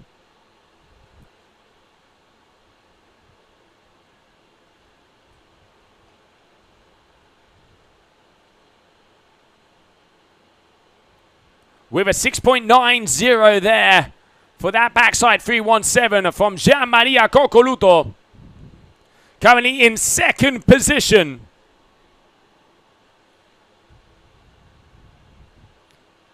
Landing every move. Very comfortable. Maxime Chablot now, left foot. Had the biggest score so far. Nose grab, slim 7. Looping the kite down, but managing to keep it together.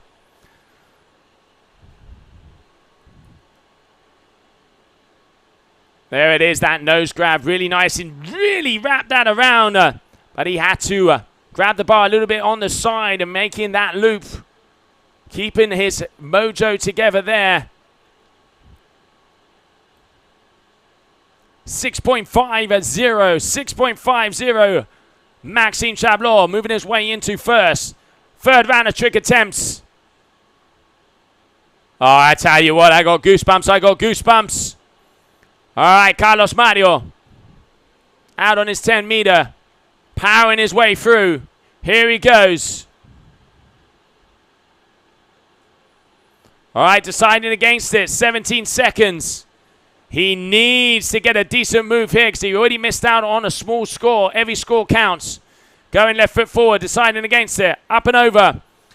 To the sky, 319.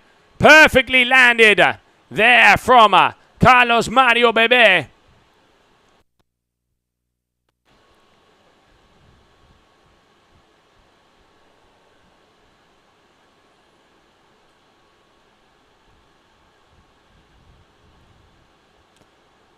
Up, around, and all the way over. 687, moving into first position. Eric Anderson up next for a trick attempt. Can see him coming through with speed. Going with a very nicely executed slim at 7 right in front of the judges. And that kite was nicely at 45. They will be able to see that front and center.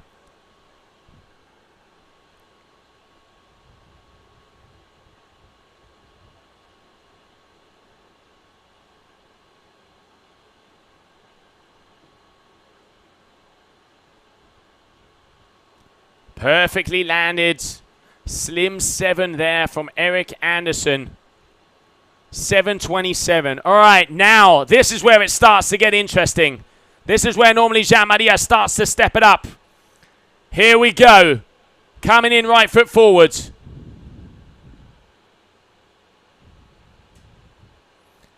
Stalefish, KGB 5. Bada boom, bada boom, bada boom.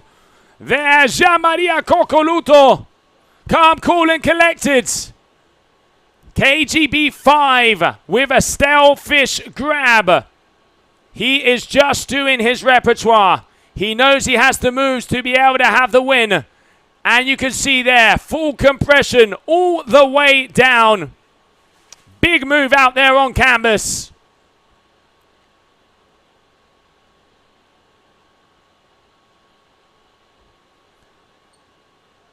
And just waiting for that score to be confirmed. 8:27 there. Jean-Maria Coccoluto going into second position. Only 0.37 away from Eric Anderson. Maxime Chablot up next. There we can see him on the right-hand side of the lagoon. All the way down here. Just about to come in front of the live booth. There he is. There he appears. Oh, there it is. Nose grab nuclear. Mode 5. Maxime Chablot. Double grabbing it away. Just adding the style. There it is. Nose grab. Nuclears it out. Wraps it around. 2-5. Very, very stylish there from the Swissman.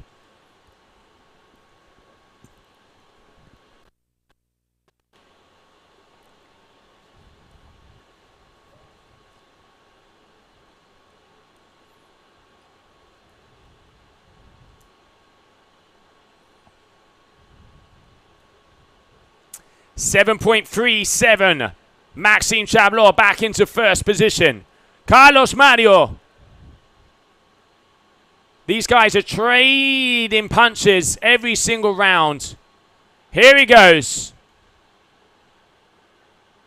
Heart attack 7, but gets the butt check there on that one. Carlos Mario Bebé starting to get in a little bit of a sticky situation. Because everybody landing clean maneuvers out there, just getting that butt check, which is not the move he was looking for. As we continue on.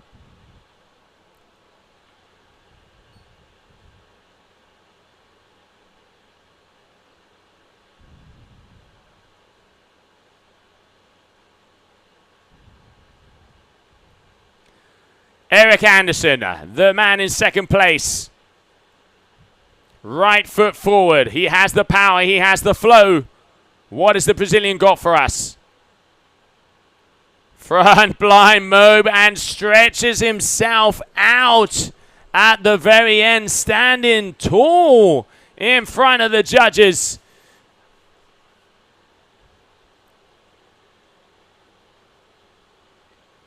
Can see here, doesn't get the inversion, grabs it there on the tail, but look at that, standing tall, standing to attention. And having the claim there at the end. Eric Anderson will be going into first place after that move. All right, Jean-Maria Coccoluto needs a 7:17 to take the lead. He is currently in third position. If this man wins the event, he is the new world champion. Powering up, coming towards us.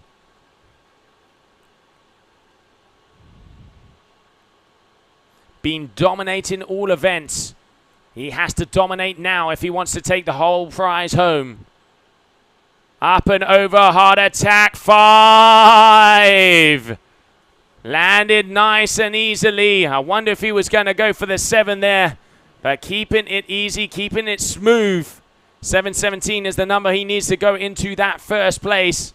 Wrapping around, there it is. Very nicely powered, that hard attack 5 there from Jean-Maria Coccoluto. I reckon that will be just enough to take him through into that first position from the numbers I'm seeing coming up. Yep, there it is. Waiting for confirmation on that, but it's looking like, as I can see, what the judges are giving.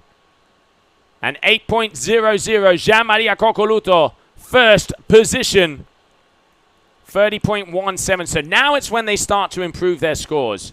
Maxime still, 4th trick attempt.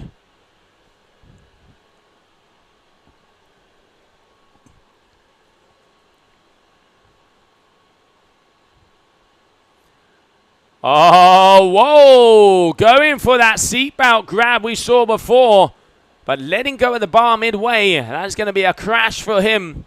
Got a 9.0 for that KGB5 seatbelt we saw.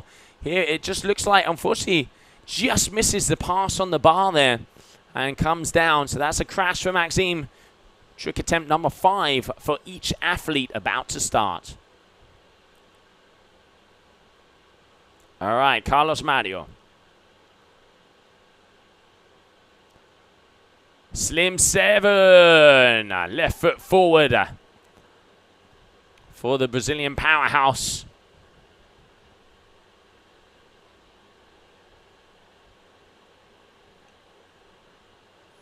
Was looking for the grab, I reckon, but didn't quite get it. Wraps it around. Good move there. Slim 7 from Carlos Mario Bebe. Has a 18.47 at the moment. Just waiting for that last score to be dropped. And there it is, a 7.00, meaning Carlos Mario is in third position. Eric Anderson has not missed a beat since this heat has started. And now it's time to start to push it up, as he is in that second position so far, needing above a 7.27 to take the lead. Going over, hard attack, 7, but coming down hard. Crashing it out there for Eric Anderson. So that is going to be a 0 for him, unfortunately. Just the power this guy rides with. Look at the angle on the lines already. And just missed that bar. Jean-Maria Coccoluto. Smallest score of a 6.90. Your current leader, looking for his first World Championship title. Here he is, everything right foot forward so far. Front grab, front blind move, 5, and he lands it perfect. Yes, he does. Yes, he does. Tail grab, front blind move, 5. Jean-Maria Coccoluto desde Italia, el toro That is what we're talking about. He is not dropping a beat, doing everything that he has to in this heat. Oh, what a move, what a move. As he has landed every single one of those in this competition. Grabs it out, wraps it around, looks at his landing and stomps it. Pushing it away, and this is the reaction. Vamos!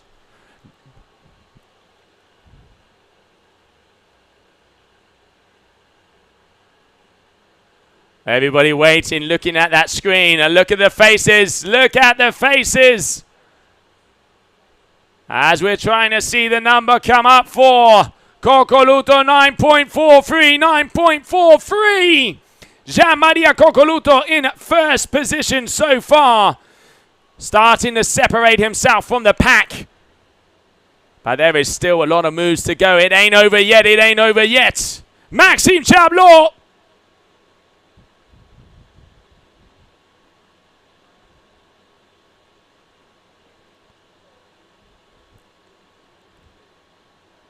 Seatbelt, KGB 5, landed with flair there from Maxime.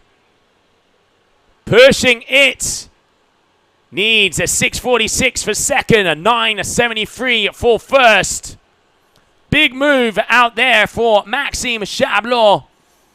Gets the seatbelt grab, holds it, wraps it around there. KGB sends that kite down. And grabs in a very big landing there for him. What is the number gonna be? What is the number gonna be?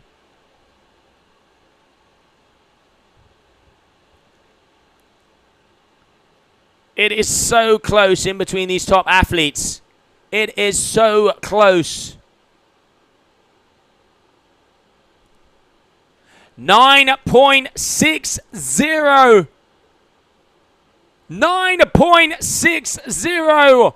What a score. Almost a perfect 10 there. Maxime Chablot in second position.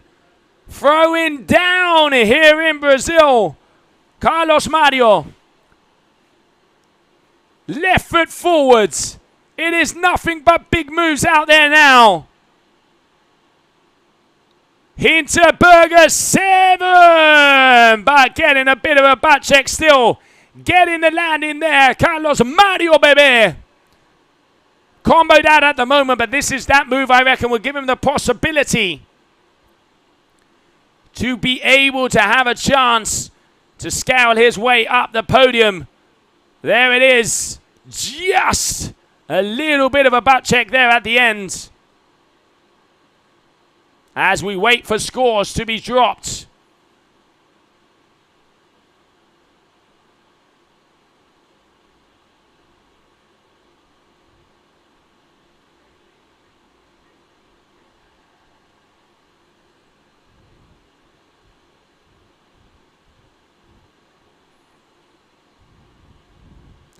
$6.07 for that. Hinterberger 7. All right, Eric Anderson powering in. Needs a big move to get him back into the mix. Currently in third position. Pumping away, pumping away. Up and over, heart attack 5. And that was very powered throughout the whole maneuver, and the kite landing nice and low right in front of the old stream booth here. Judges can see every single detail. Eric really does well because he performs his move right in front of everyone. This is right in front of the judges, so they will not miss a single detail. And there you can see stands tall at the end of the maneuver. And pushing it out. This is going to give him a chance to battle out one more time. 7.93. All right, Jean-Maria Cocoluto. He is going to want to improve. His lowest score is a 690 for that backside 317. Here he is, pushing in. Going for the backside 317, improving it. There it is. He knew he wanted a bigger score on that. Only a 690 and making it even more powerful intelligent move out there from the Italian. Trying to think of my memory to see the first one. I reckon it's a little bit better. Don't think it's hugely better, but I do reckon he's going to scale up a little bit more on that move. 7:13 at backside 317.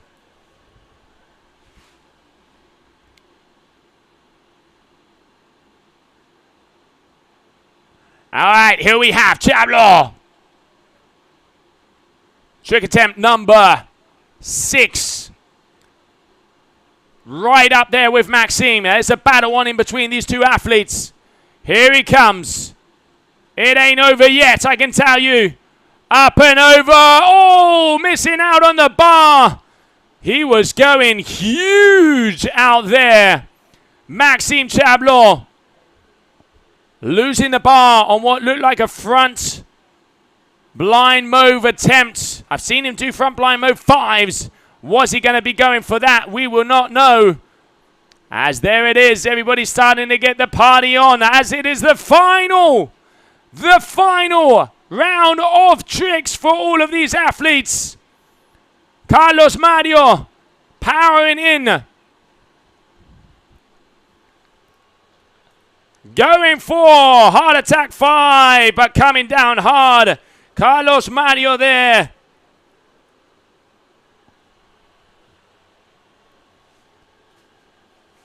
Let's see what he has. Let's see what he has. Up and over. Carlos Mario, baby. Boom. But checking that one out. 5:57. That is not going to be enough. Meaning that Carlos Mario will be in 4th position. Eric Anderson, big Hinterberger 7, and he's claiming it, liking what he sees. Needing an 8:45 for that 2nd position. Stretches it out, pulls that bar in, wraps it around twice. And there it is, Eric Anderson.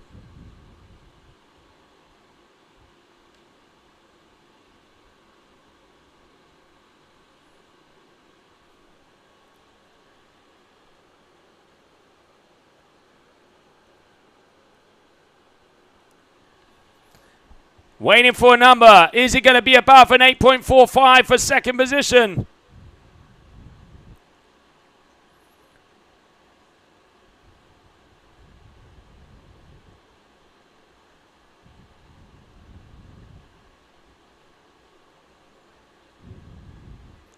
There we can see our speaker starting to get vibes out there on the beach. Get these people to the sky. 7.50. Eric Anderson is going to be in 3rd place. So now, the last move. Jean-Maria Coccoluto. He wants to get a little bit more distance from Maxime. Here he goes. Back move 7. No! Crashes it out. Leaving the door wide open for Maxime Chablo.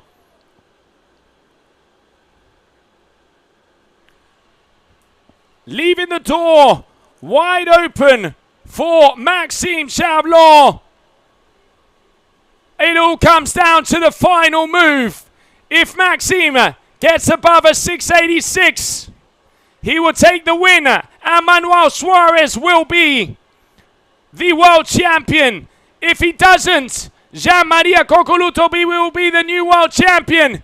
Here it is. It comes down to this. Everybody watch out. It's going. Maxime up and over. Going for a nose grab slim at 7. What's it going to be? Oh, I tell you what, I am nerve-wracked right now. What's it going to be? Is it going to be Maxime, the winner? Is it going to be Jean-Maria Coccoluto? What is it going to be? What a battle in between these two guys. Oh, it is so close, so close. Waiting for the numbers. Let's get a camera on that score. Let's get a camera on that scorecard after that last slim 7. There it is, a 6.50. Second position, Maxime. What a battle, but your new world champion of the freestyle is Gian-Maria Coccoluto! Gian-Maria Coccoluto, the new freestyle world champion. And those images say it all. Grande maestro, grande! That is what we are talking about. What a battle until the end. What a way to do it. Left the door open for Maxime Chablot by the skin of his teeth on that last move. But it is Gian-Maria Coccoluto, your new world freestyle champion. And there he is with his girlfriend Mariana. Maestro, felicidades. Bravo, bravissimo, Gianma. Bravo, bravissimo. What a way to end it. What an emotional final. And we have the new world champion there, Gian-Maria Coccoluto from Italy. Incredible work. Hard work pays off. And it does not get any better than this.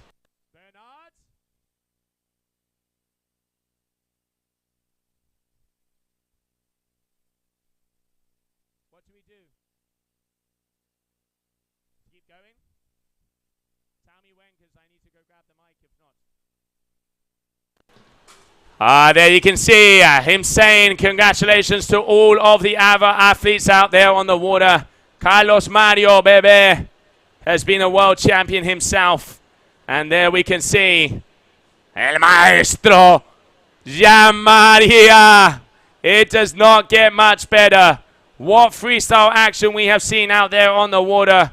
Incredible work there from that young man. He has dominated throughout the whole competition.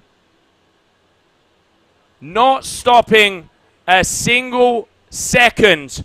Not stopping a single moment. Your new world champion.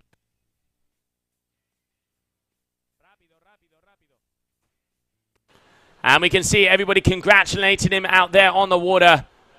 The people, the crowd, well deserved. He has had the biggest heats of the whole contest. He has had the biggest scores of the whole contest. And he is now your reigning freestyle Qatar Airways GKA Kite World Tour world champion, Gian-Maria Coccoluto from Italy. What a way to do it. Guys, can you give me... Bernard, I need info.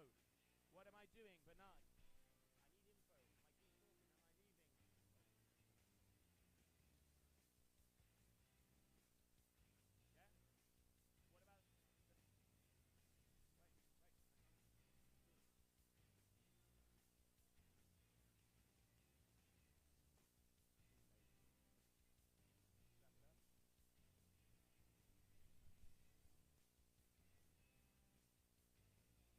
No, just like this. You don't need to show my face. So I'm going to say goodbye. Thank you, everybody. The new world champions. What a way to end off the season of freestyle for the Qatar Airways GKA Kite World Tour.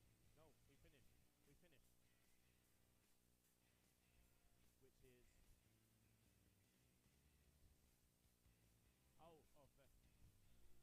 Okay, let's go, guys. Let's go. Ready? There it is. There's the emotions. There's the man. That is your world champion, Gian-Maria Coccoluto. Flag up high in the sky. What a way to finish it. Thank you very much, everybody, for watching the stream over here. What a final freestyle event of the year. And we have two new freestyle world champions, Gian-Maria Coccoluto from Italy and Michaele Sol from Brazil. What a way to finish. It does not get much better than that. And we will be continuing on because now we continue with the sister tour of the GWA Wingfoil and the strapless discipline of the GKA Kite World Tour over in Sardinia during this month. So stay tuned as more streaming coming our way. I'm Josie Ashler. Thank you very much for streaming in. What incredible action we have seen out there. The best freestyle action to date. We will see you next season.